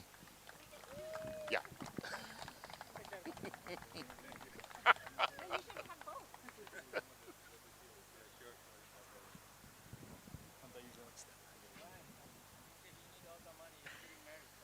Oh, nice.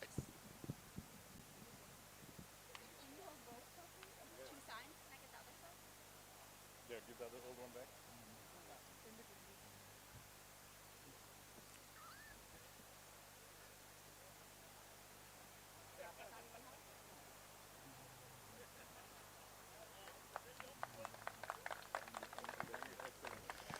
Scintillating performance, Mohamed Mohsin. So we saw a brilliant match today. We played two wonderful teams, and unfortunately only one team can come out on top. So the second team that finished second today, the Kingsmen, I'm going to ask all of you to come forward, please, to accept your trophy as well as the individual medals. Kingsmen players, come forward, please.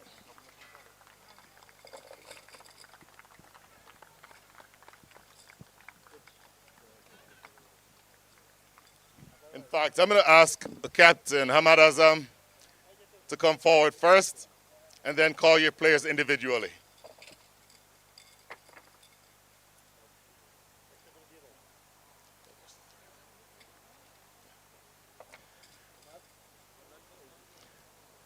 So, Hamad, I'd like for you to call each player individually, if you don't mind.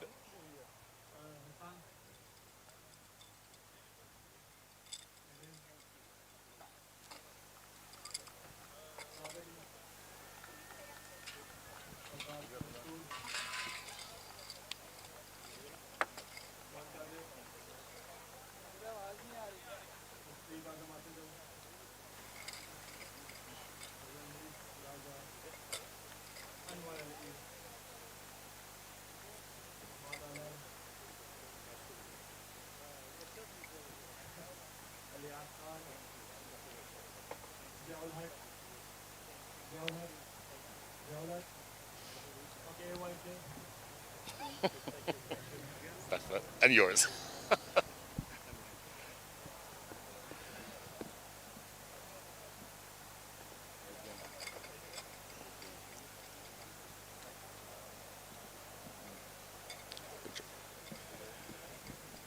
So the Kingsmen put together a wonderful tournament. This may be the first team I've actually seen, the first game I've seen them lose in about a year. But congratulations to you all for having put together a wonderful, successful tournament.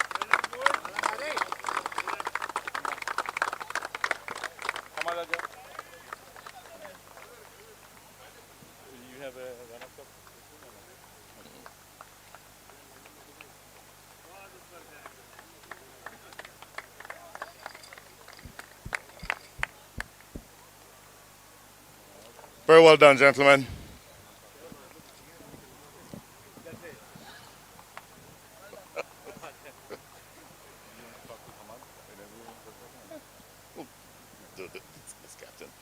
Okay, so the only thing that's left is for us to recognize the team that I think everybody will agree showed dominance, not just in this game today, but throughout the entire tournament.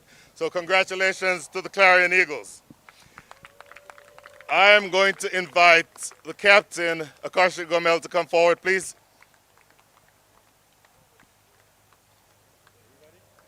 Yeah.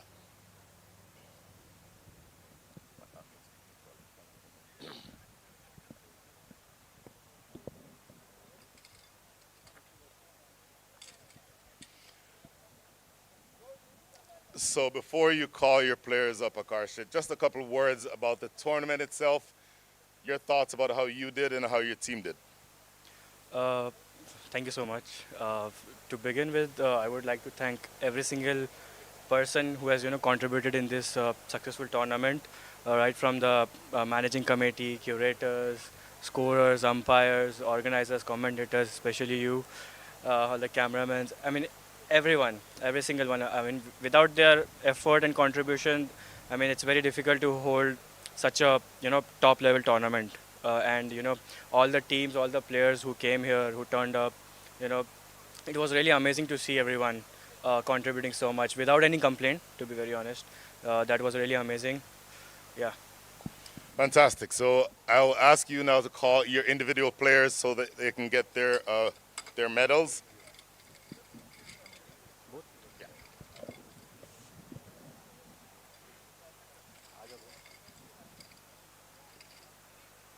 Nobody wants to come. Calvin. Come on up, guys. Jesse.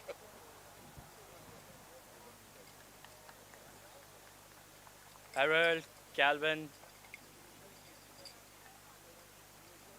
Thank you. Saif Badar, Mukhtar, Shinwari, Prathamesh Pawar,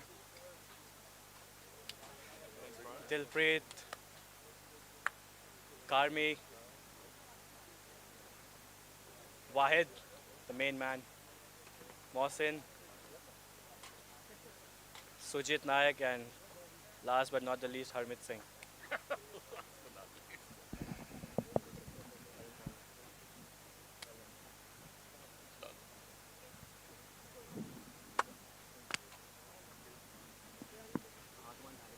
Well done.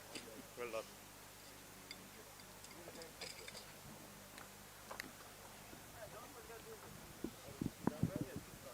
You can hand it to them, right? You can hand it to them? Yeah. Okay. So, ladies and gentlemen,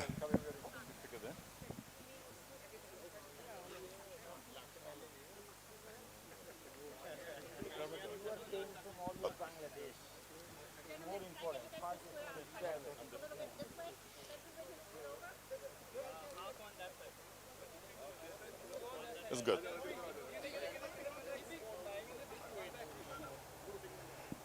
So, one last time, let's acknowledge the winners of the 2024 Atlanta Champions and the recipient of a check for $100,000. Please, the Clarion Eagles.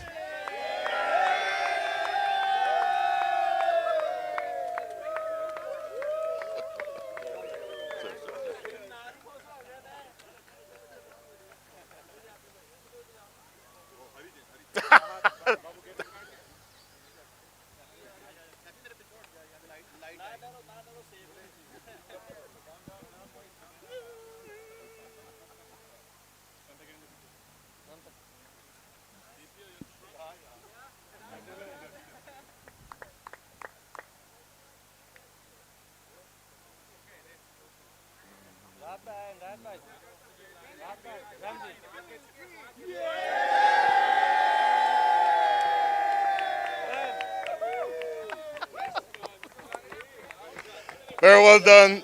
And that concludes our ceremony, ladies and gentlemen.